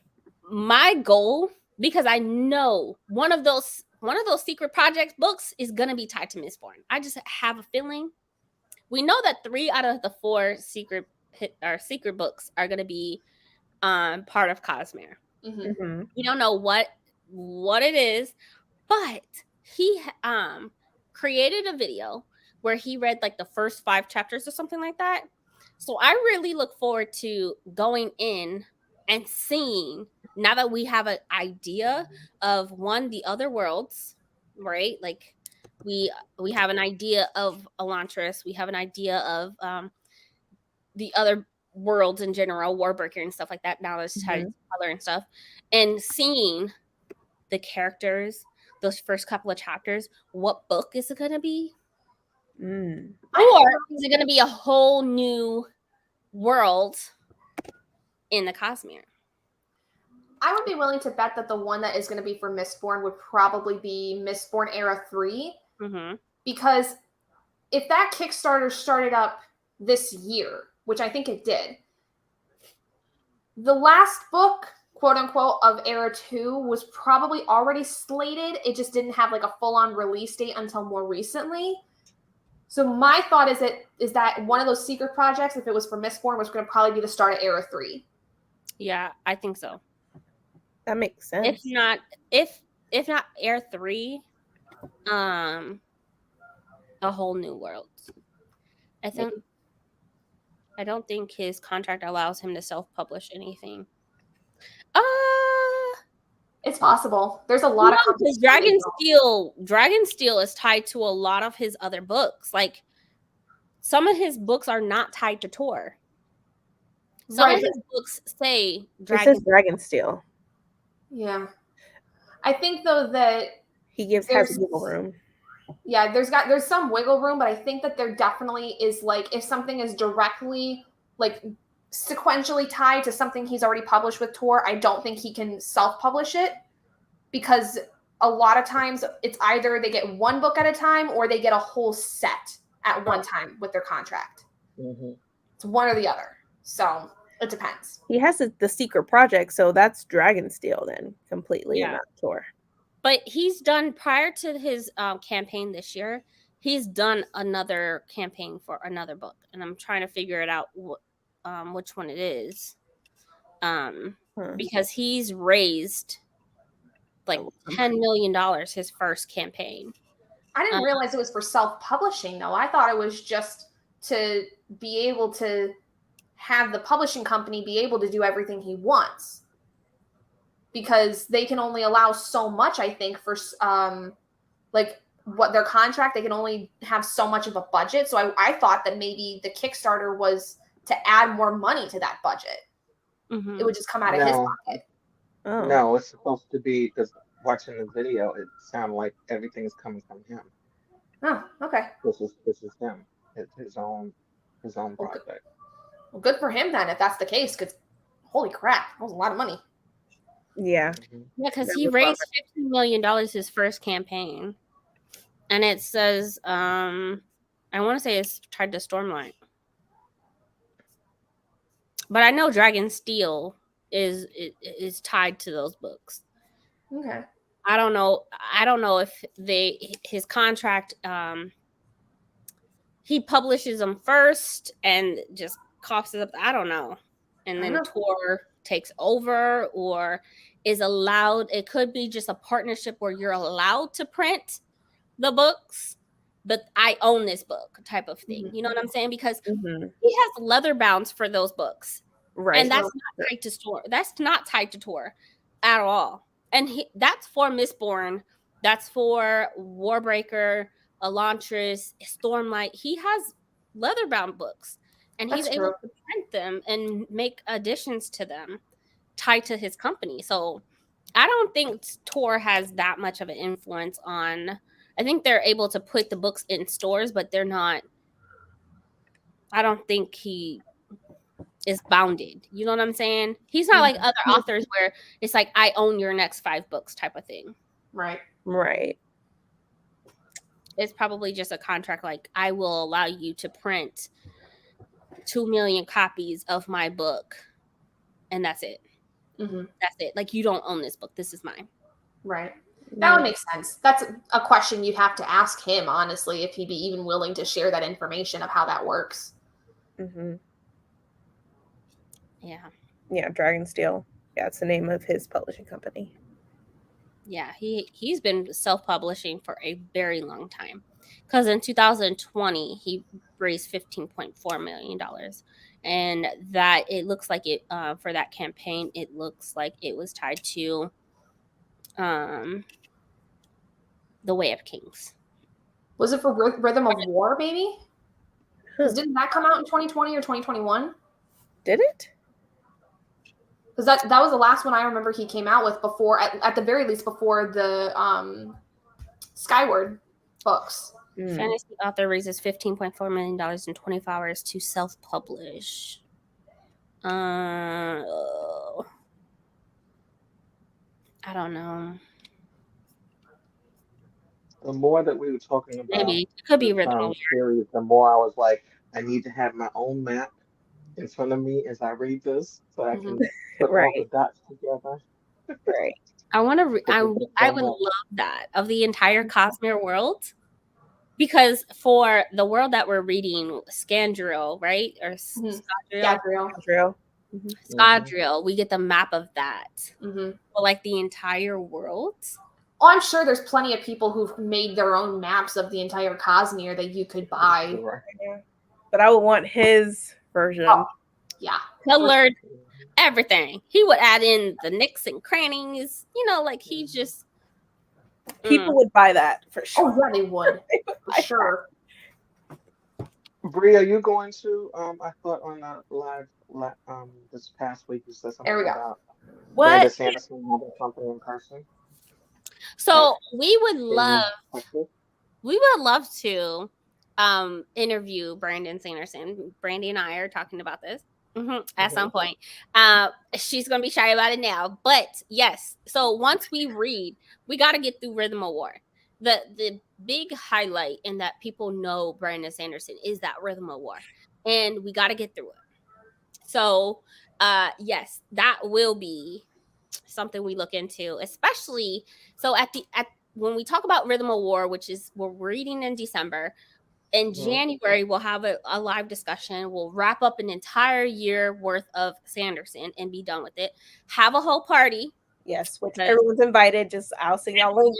so we can everyone will have a whole celebration. I'm gonna get a whole you know, I'm gonna go all live. I'm gonna go out like it will be the New Year's. We're just gonna have fun, and then once we've read all of that, Brandon Sanderson will probably be tied up. But like we really at least want to get through the first couple of books of at least the first two before we start reaching out, and then we'll have an idea of like just be able to talk to him. He's very open. Like the thing with Brandon Sanderson is like if you look on YouTube, he does author interviews all the time, but not only author interviews, he's on Reddit all the time. He is responding to people's posts. He is engaging in his community. I don't know another author, and I wish, especially a BIPOC author, I wish a BIPOC author would do this, where his level of engagement is superior, right? He has those weekly updates that he posts every single week. He has a weekly podcast that he posts every single week. He's on Reddit. And he's still writing books up the wazoo, like he's not a human being. So I would love to sometime this year, probably, August, September, October, be able to reach out to him and just be like, hey, can we just ask you some questions? Can we interview you? I mean, that's going to be mostly Brandy, doing all of that. But excuse me.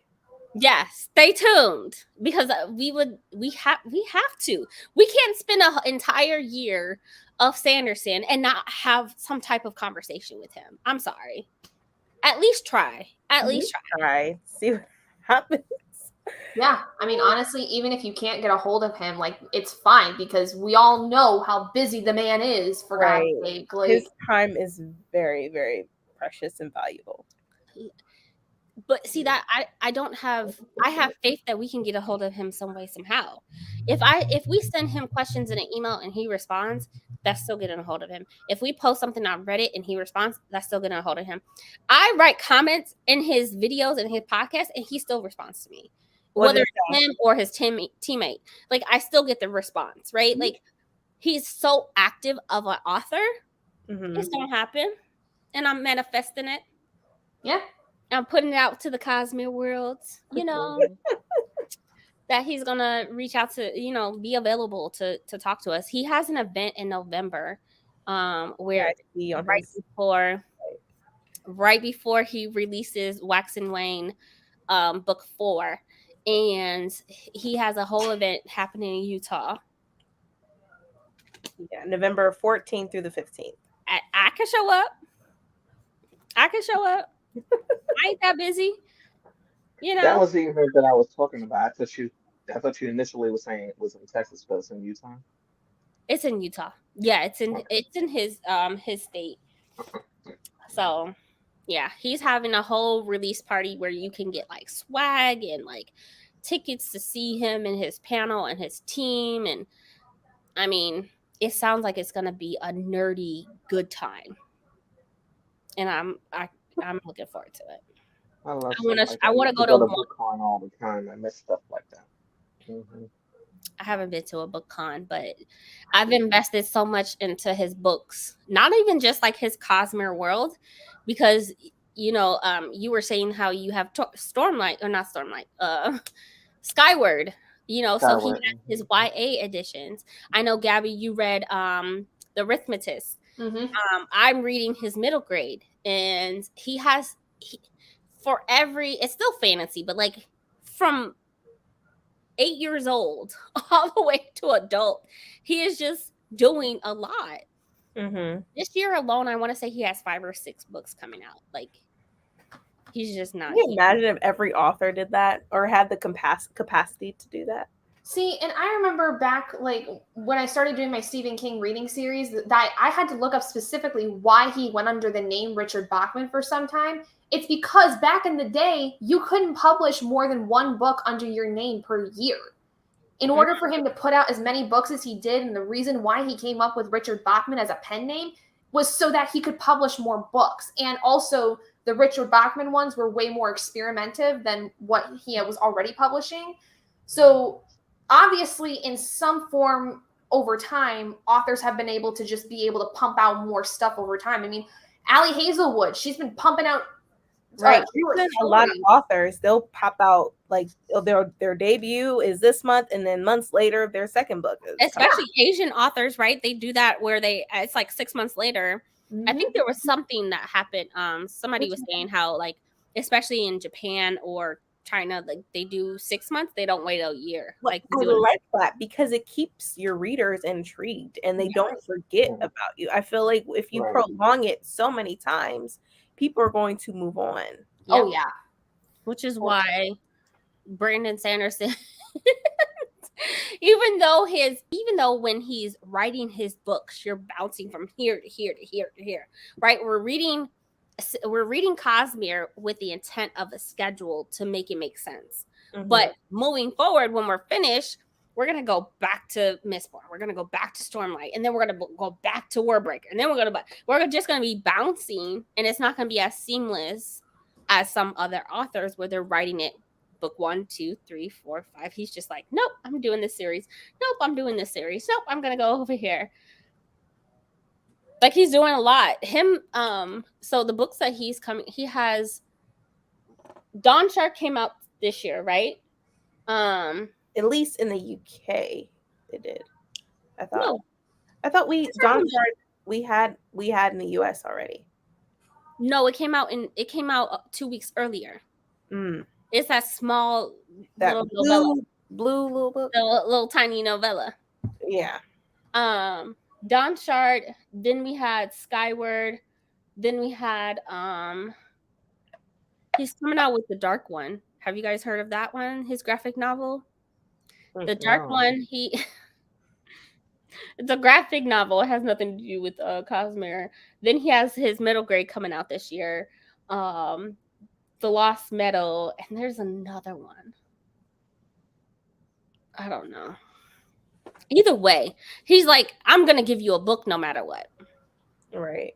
Which is nice. He has that ability to do that. And he has that wiggle room, I guess, Tor and his own, publishing house, Dragonsteel. He's able to do that. I just wish other authors had that wiggle room too, because it'll be awesome. Privilege is one hell of a thing. But at the same time, to play devil's advocate, what other author is doing what he's doing? Brandon Sanderson would not be able to raise $15 million during a pandemic if it wasn't for his engagement. He built an engagement. You should see his Reddit. I'm telling you, he's on there. People like that. People like the constant engagement. Yeah, with their authors because at least 2 posts a week on YouTube. I feel like some authors probably don't agree. Wouldn't want to do that. No. They don't post on their social medias, but as far as reaching out to people constantly, like talking to them, I feel like they probably feel like it's too much work. Yeah. It's not that they're not posting and putting stuff out there. It's that they're not engaging with people. People really feel like I can get a hold of this person. I can talk to this person. I know for a fact that he's going to keep me updated. Not only just his website, he has that bar where it tells you what he's working on. He posts weekly updates like, I'm working on this, I'm doing this, I'm doing that. I just want y'all to know. He's very transparent. We get it. We don't have to, like for other authors, we don't have to sit there and wait for them to release the cover or release this or release that or tell us I'm 75% into writing my next book. For him, and then not only that, he does these corny chats, these podcasts with his friends, and it's fun. Yeah, And then you write in the comments, and like he'll respond. it So makes me I think think of that some authors just don't see the benefits the benefit in to doing it. that, right, and like yeah, I it's agree. definitely something that you should do. And when the time comes, when I know some people have already started it already, but when the time comes that more and more authors are able to do in bookstore signings, you will notice the benefits of doing something like that because um your line of people waiting to see you to sign your book or to hear you speak about your new project will be larger. Your audience will be Yeah. larger. People who wouldn't necessarily have watched you before because of different things they've heard of from friends or whatnot, and hearing about the world that you've created or the worlds that you've created, if it's been multiple books, will come out to see you. And it's very beneficial. And I'm speaking not just as a person who's a new fan of Brandon Sanderson, but also someone who is the president of Authors Fan Club. The author is now deceased, but I can tell you that she was one of the people who was very active. When she was alive, she had a blog. She had other things that she was doing because this was way before Twitter is what it is now. But Hmm. she had Twitter.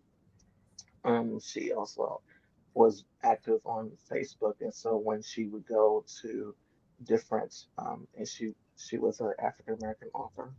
When she went to different events, she would tell people where she was going to be, and people were like, oh, I can't wait to see you, and I've been talking to you, and you respond to me.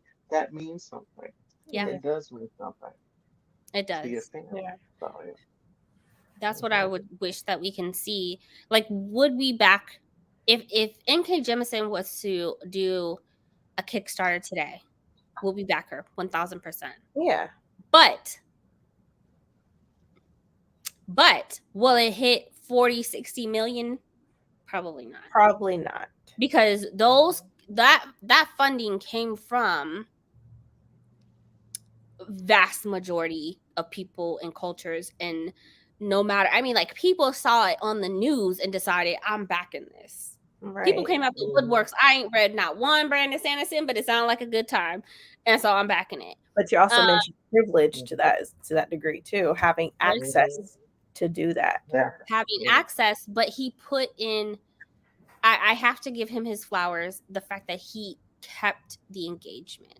There True. is not, he even during a pandemic, like, I mean, no matter what he was doing, he was He traveling, still it kept. doesn't matter, he was there, he was available to be able to jump onto Reddit and make a post, be able to jump onto this. He had his weekly updates. We knew what was going on with him. Okay, on a weekly basis, we knew Brandon Sanderson went and edited his next book 4%. We knew it. The engagement that he put out to meet his audience where they were at, and I don't know another author doing that. I don't know an author You think who is that as she has transparent. more?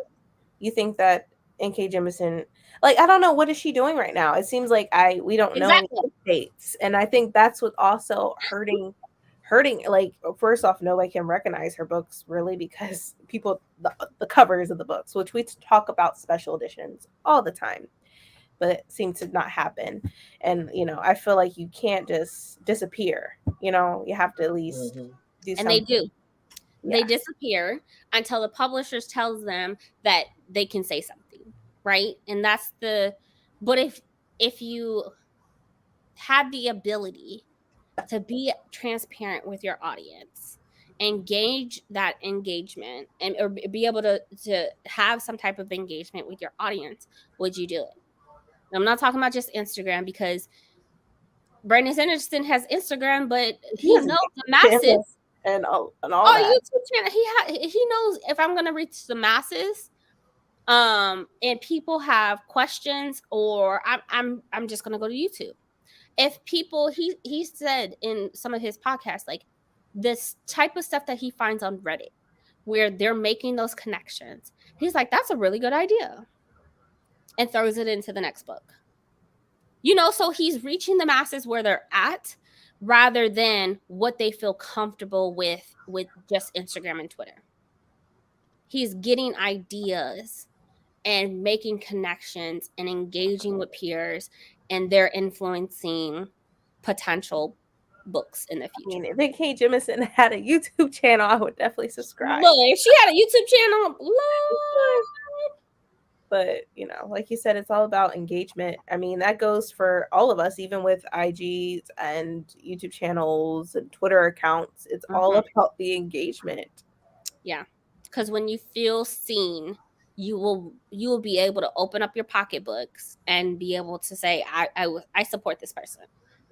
Yeah. That's how we think. Like, will I support so-and-so's Patreon just because? No. No. But if they engage with me, I feel more likely to be able to support them. And I think that's what I love about being able, and I feel comfortable with backing, because what other author can put up this Kickstarter, don't tell us what it's about, don't show us the final product, we don't know what we're getting, and we still pay hundreds of dollars.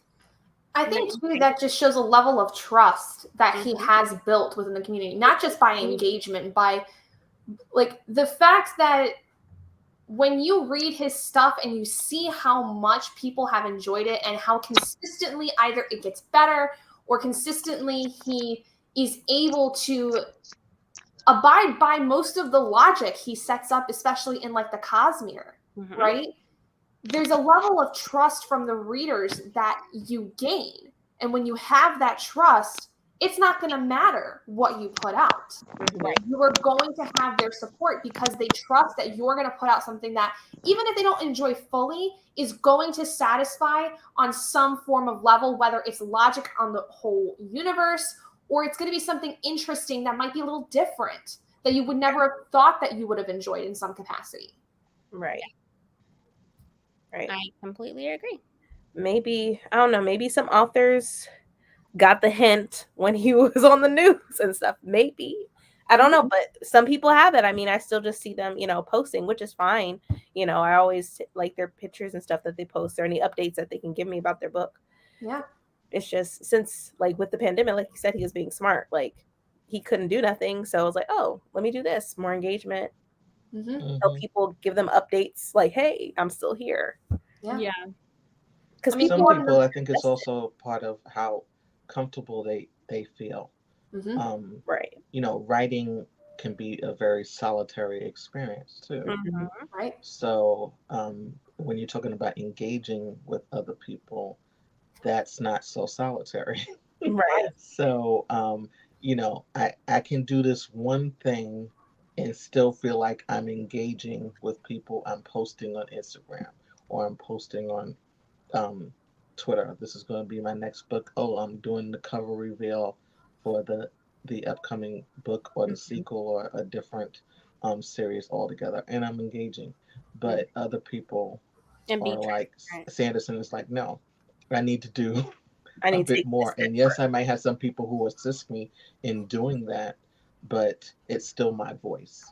Yeah. Right. And the privilege that has come out of building trust with people and building the engagement allows him to be able to say, I'm 87% done with Stormlight 5. I'm targeting the secret book of book number 2, and it is off to printing like every week. It's just like, if you can guarantee me a book or 2 or 3 books a year, of course I'm going to invest. Absolutely. Yeah. Absolutely. But I get a kick out of knowing, and I used to text Brandy all the time, like, he's finished with the secret book 1. Like, oh my God. Like, just because it's interesting to know it finished at this time, it's done printing, it's ready to go, and it's going to be mailed out. Like, there's something satisfying about knowing I'm finished with Stormlight 5 and it's off to my publishers and editing crew and whoever. And I'm like, got updates like that when it came to Children of Blood and Bone for the 3rd book. I gave up on it. I gave up because it's like, I'm not gonna do the 3rd book. That's why I said engagement fucking matters, right? Like, she dropped so many hints and had to keep her mouth shut as far as like what was going on. That why you will never have, when you do stuff like that, and people just give up. People give up. People are done, I think. Yeah. When it comes to Russell years, maybe. So knowing, for example, Stormlight 5, we knew Stormlight 5 was finished like a couple weeks ago, right? Then this week he tells us it's not coming out until 2024. Do you think we're going to give up on it? No, because we already know it is finished. It is ready to go. And he always pop up with something else. But you have been so transparent that we know every step of the way. We knew when it was at 2% done editing, 5% done editing, 15, 50, etc., etc. We knew all of that. He was so transparent. So when you get someone like Tommy who decides to drop all these hints for like a year, and we're just like, oh my God, what is this book? Oh, you know what? Let's just quit. I think I'm thinking I'm just done with it. Like, I didn't like the second book. Like, she had it, we gave her, she had extra time for the second book, and then it was a flop. It wasn't it. But her first book was so amazing.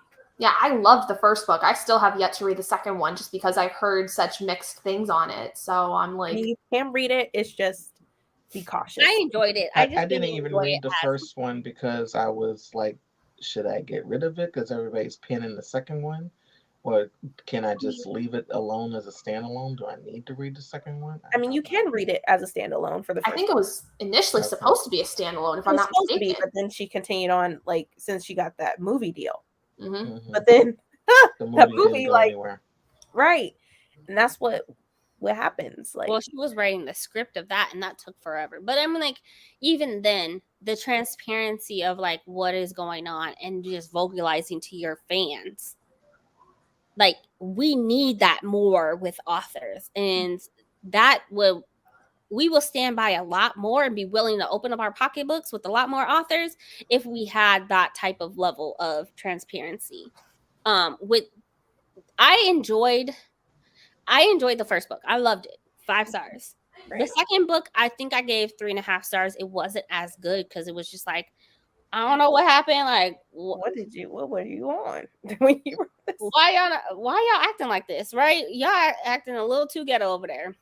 But I will still read the third book because, like, there is a lot of books that we can say when we go through trilogies. We can say a lot of books have that second book syndrome, and it's like, okay, this is not good. I feel like for me, though, it's going to be better. I probably wait a few months. I'm not going to pre-order it. I probably will wait a few months and see what people say before I even get the book. Yeah. I'm going to just get it because I've already read it. But either way, I'm still supporting. I want to be able to support. But there's just too many books that I've bought trilogies of. Yeah, like I've moved on. Like the second book. And then, like, I still want to be able to read it because I still like the magic system, no matter what the characters and their actions were doing. But there's a lot of series that have that second book syndrome, and it's just like, what were you like, you right? I've been able to see other new authors, and I fell in love with them. And it's like, I don't know. We shall see. The third book should be better. She got the feedback of the second book, so hopefully it'll be better. But either way, we shall see. I have hope. Are there any other authors? I mean, I want to say Brandon Sanderson is one of a kind, which he is. But are there any other fantasy authors that? Because he's the only one that I'm really reading right now. Are there any other ones that you all recommend or that you know of that you might want to read within the next, I mean, not this year, but within the next 2 years, I would say? Ken Liu is one that I look forward to reading, but his is 4 books. Mm-hmm. As far as there's no other author that I know of that has this big, massive world that you can get trapped into and just kind of just live there for a whole year. Right. I loved the Greenbone Saga. Yeah, the Greenbone Saga is good. I have the like Lumicrate version. I haven't started it yet. I'm still trying to jealous. figure out whether or not I should read Jan Loon first You want to sell or it? read the 3. No. I'm trying to figure out which ones I should read Read first. the Greenbone Saga first. Read the Greenbone Saga. It's really good. Okay. I'm It's a interested lot of in, characters. like, I don't know if I don't think her books are in any way like all involved in a world, but I would be interested in like just an N.K. Jemisin like complete read along of like all of her books, because they just all seem so interesting, even if they might not all be a part of like the same world, like a Cosmere of any kind. It would just be interesting to read her books in general to see, like, especially 5th season and then going into the city we became, how did those differ? Like, how are they similar, you know, in terms of how she writes the worlds? Yeah. Like, I love the 5th season. City We Became was a book dedicated to New York. Mm-hmm. So I have yet. masterclass. I haven't read it either. If you've watched her masterclass, and she talks about the criticism that she got with the City We Became, she was like, it's still dedicated to my city. Yeah. And a lot of people don't understand. A lot of people don't want to know about the train system, but it's so heavily involved in New York. You're gonna hear about the train. Use it.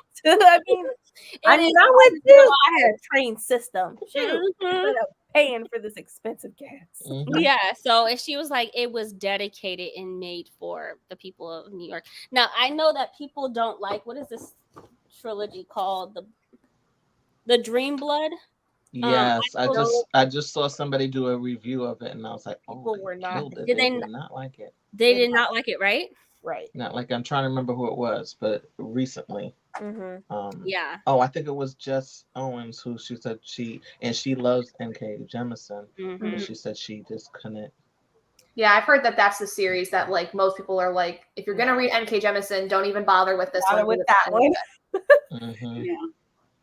But I would want to know why it's not good. You know, like I'm one of those people where like the reason I read Stephen King at all is because I want to know what are the issues people have and how does that show up and why is it a problem? Like, and have you figured that out yet? Oh, I did a long time ago.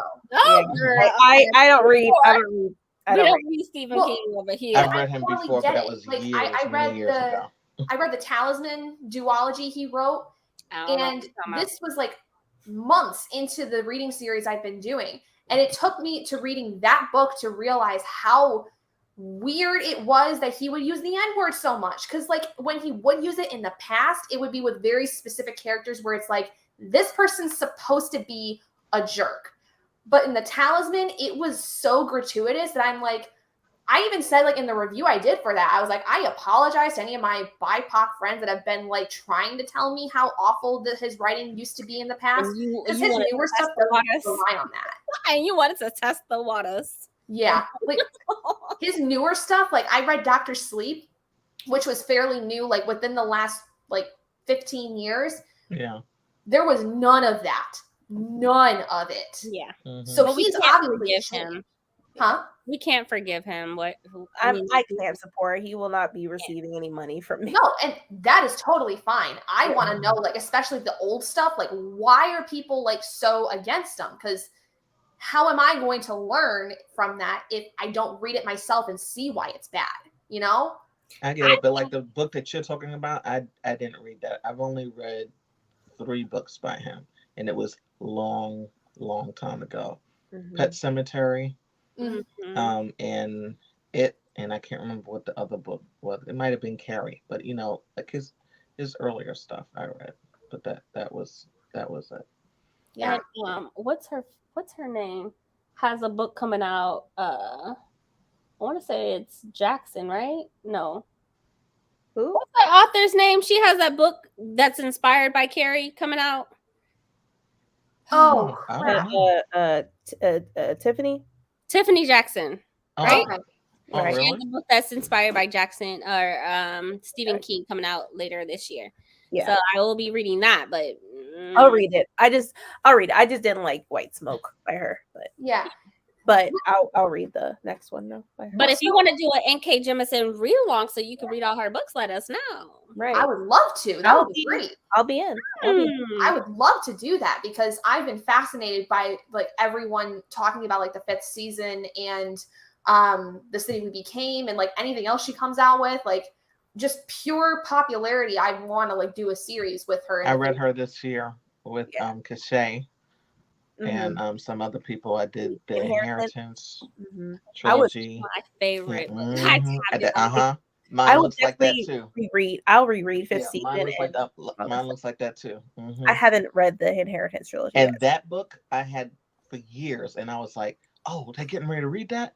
Yes, I could finally open it up and read it, and I did read that. And the 10,000. Look, people are in. Kingdoms. You know what?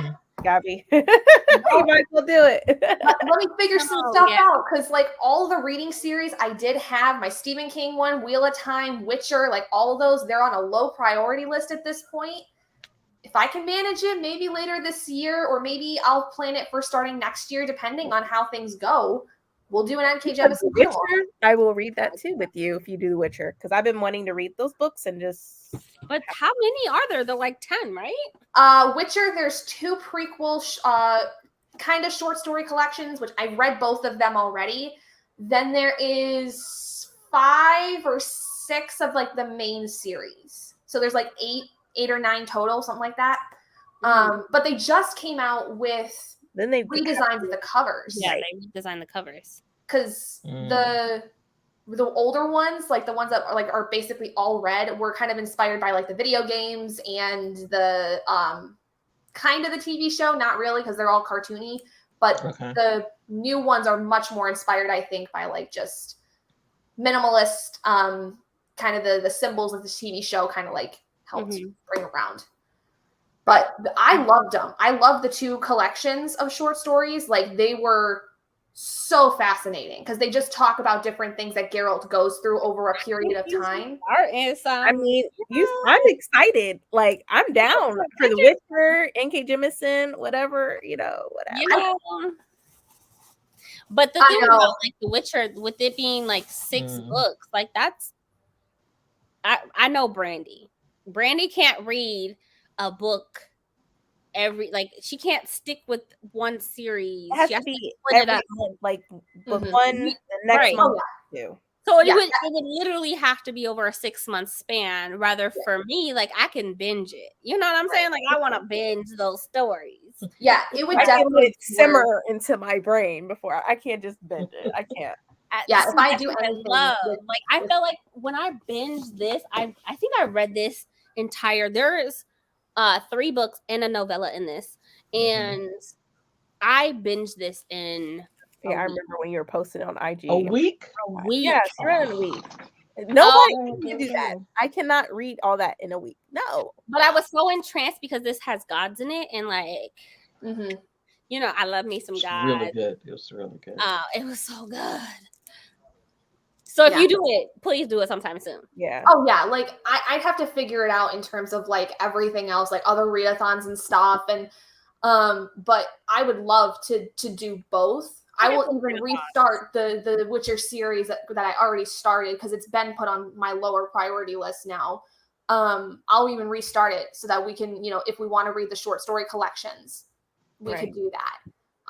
But it would definitely be one book per month because that's how I've been doing all of the reading series I've been doing, because that's the easiest way for me then, like if I decide to make a review, to like spend more time thinking about how I want to collect my thoughts and stuff like that. Like if my Stephen King reading series, it's been one book a month since 2019. And that was put on my low priority because honestly, my next one is it. And I'm like terrified to read it. And I also have other stuff I'd much rather read right now. Like I'm kind of getting burned out of Stephen King for a while. So yeah. Girl, you done with Stephen King. Let him go. I give you permission to not care. And that's why he's on my low priority list. Is that at this point? He's not on the list. He gone. Oh, what he did. You read it. You said you wanted to find out. You found out. You done. I give you permission. I found out why, he definitely is not liked, and I understand, and I so appreciate it. Come on, Gabby. You got to be an ally. You got to let him go. I would be, you gotta let him go. Honestly, like you saying that now, though, makes me start thinking like it's not something out of the realm of possibility to just completely stop. because like there's been some I've read in the past. Like I read Desperation like years ago, and I really liked it. But I don't know if I would want to reread that because it was pretty traumatizing when I did read it. It was pretty scary. I was like 17 when I read it, and I was like, "What is this?" But like Carrie, I loved Carrie. I thought that was awesome. Just the short, sweet, to the point, impactful. Didn't have any issues with it, except the way that they treated Carrie. But that was the point of the story. So. Yeah. Yeah. But yeah, I'll figure some stuff out. I'll get it all planned out and figured out, and maybe later this year we'll get it started. Yeah, that'll be fun. I'm down or whatever. I'm down. Just November is holidays. Yep. December is holidays. I'll probably still read. We have a lot. And that's what I'm thinking is like, second half of the year, I've got, a bunch of readathons I want to participate in. My own readathon that I do like twice a year. We're trying to figure out something to do between the round we just finished and our next round in January. So like, I got to figure out how exactly this is going to work best out for me and then for everybody else. Gotcha. Because those are big Sanderson books that we have later on this year. So, Yeah, I feel like my TBR is definitely going to be a little bit smaller just because those books are big. Exactly. I have to move on to these. Oh yeah, I'm reading The Wicked Fate, and I can't wait for the final strife. I'm excited. I love the first book, so I'm just like so excited. Right. I'm excited to participate in the book club for August, since I just don't have time right now to read it. I'll probably put up a poll because I'll probably have a couple of books we can choose from, and then go from there. Cool. Yeah. Cool. Yeah, I'm so excited. I'm starting the final strife tomorrow. So excited. I got to finish this Wicked Fate first, and then I'll probably start reading the final strife. I'm reading the Sundial. I just put that on my wish list because I saw that you wanted to read it and it looked awesome. Yeah, I ordered it from Waterstones. Really? So you got the orange one? Oh, it's orange? You fancy. Mm-hmm. You fancy. That was beautiful. I was like, you so fancy. It's probably not even available anymore. I just ordered it earlier last week. Waterstones be selling out though. Like, yeah, they sell out quick. They don't last at all. But yeah, I'm starting the final strife tomorrow as soon as I finish this book.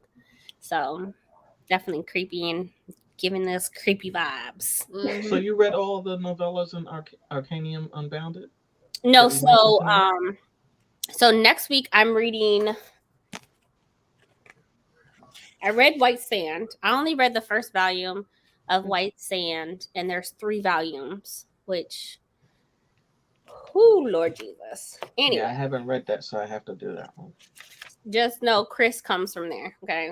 And speaking of, let me show you, because I think I still have the Kindle, because it is on Kindle Unlimited. Let me show you Chris, because she is beautiful. White Sand is on Kindle Unlimited? It's on Kindle Unlimited. Yeah, you can't really buy the novellas anymore. Or not novellas, the books. Where is she? Let me get a close up. She has like, are they locks? I don't really know. Anyways, so this is, that is Chris. Oh, wow. The one in the middle? The one in the middle. Oh, okay. There she is present. She is giving you vibes. Stunning. And this is in White Sand. This is in White Sand. So she is the scholar that writes in all of the books as well. And she is a world topper. Let me see if I can zoom in. Well, you can see 3 volumes. There's 3 volumes, but the first volume you're not able to like physically purchase unless you want to pay like $200. But that is Chris. She is the dark one, or part of the dark one, and she has a crew that's of color. Okay, come through. So I love that. But she is a world hopper, as well as Naza. So I will be reading. So as soon as I finish this final strife, which I'll probably finish probably no later than Tuesday because I'm not really doing much. I'll probably read The Shadows of Silence in the Forest of Hell, and then The Sixth of Dusk as well next week. Okay. Before I jump into Elantris, because they're part of Cosmere, but there's no way to, because they're so different and they're a different world, there was no way to add into our schedule of these novellas. We just didn't know what to do with them. So we left them out of our schedule for the entire year because it's not tied to a series that has anything to do with what we're Right. And I mean, like, who's gonna read White Sand, really? But at least not without like clearer reason. Like it's not like, right. It's kind of one of those things where because the characters we met within Secret History are so minuscule currently, there's no point to read the graphic novel because they're not going to really be too much involved in anything else as far as we're aware. Right. So that's why I was like, I might as well just tell y'all. Right. This is part of that world. Okay. And she speaks, they were talking about, I mean, she speaks multiple languages, but like she's just a scholarly who goes out and research to figure out what's going on. So that's why she knew about the Eyrie, and she's old as dirt. She's old as dirt. Oh my gosh. She don't look old. She don't look old. She look great. Look great. I don't know if those locks or braids or what, sis, but I was like, I have the Console app, so I was able to download all 3 volumes. Yes, for free. Oh wow. Yeah, that's part of the Kindle Unlimited thing is you can do that, and then Comixology if like comics and graphic novels are a part of that. Not all of them are, so you got to like pay really close attention to what ones are under Comixology. I didn't know what that was. Yeah, it's like basically their comics and graphic novels section of Kindle Unlimited. It's just like a separate kind of company almost, but not like right. Yeah. See, I was able to read Far Sector by N.K. Jemisin in that too.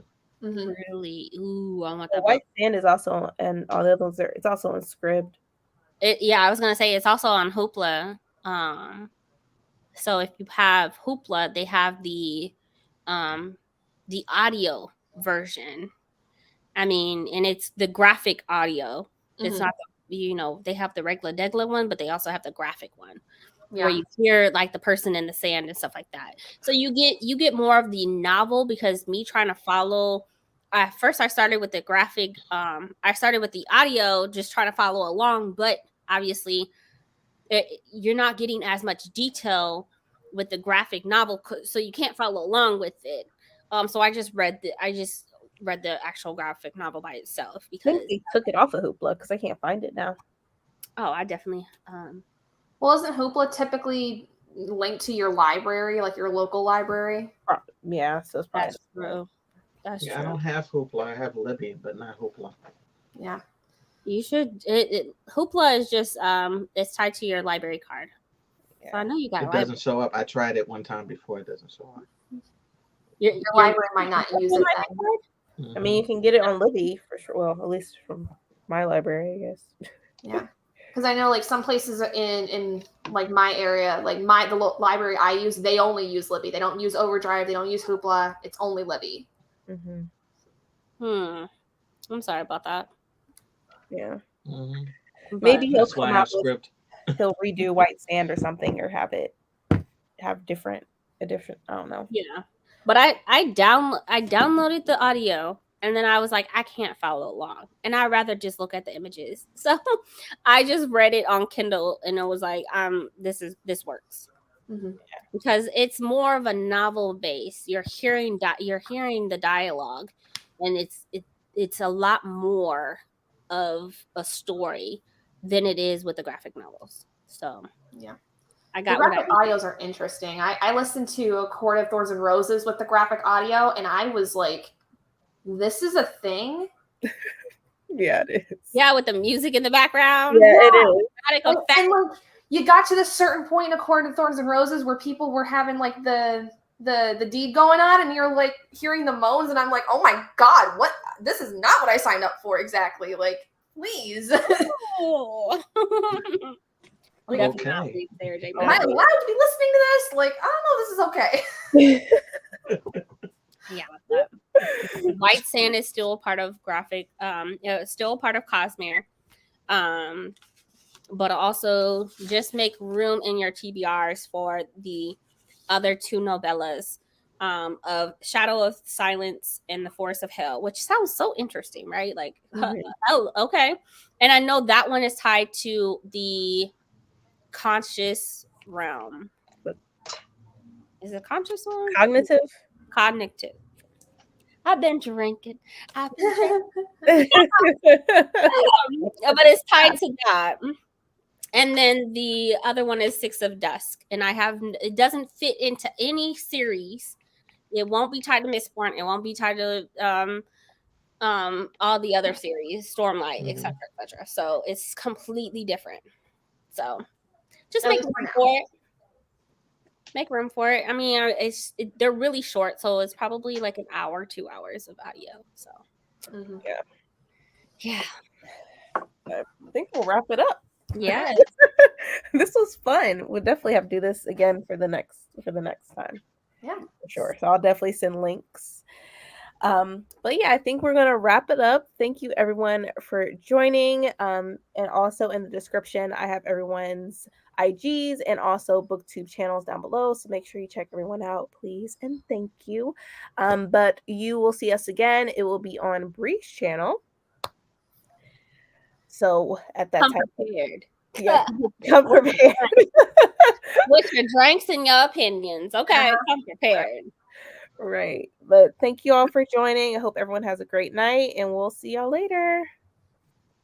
Bye.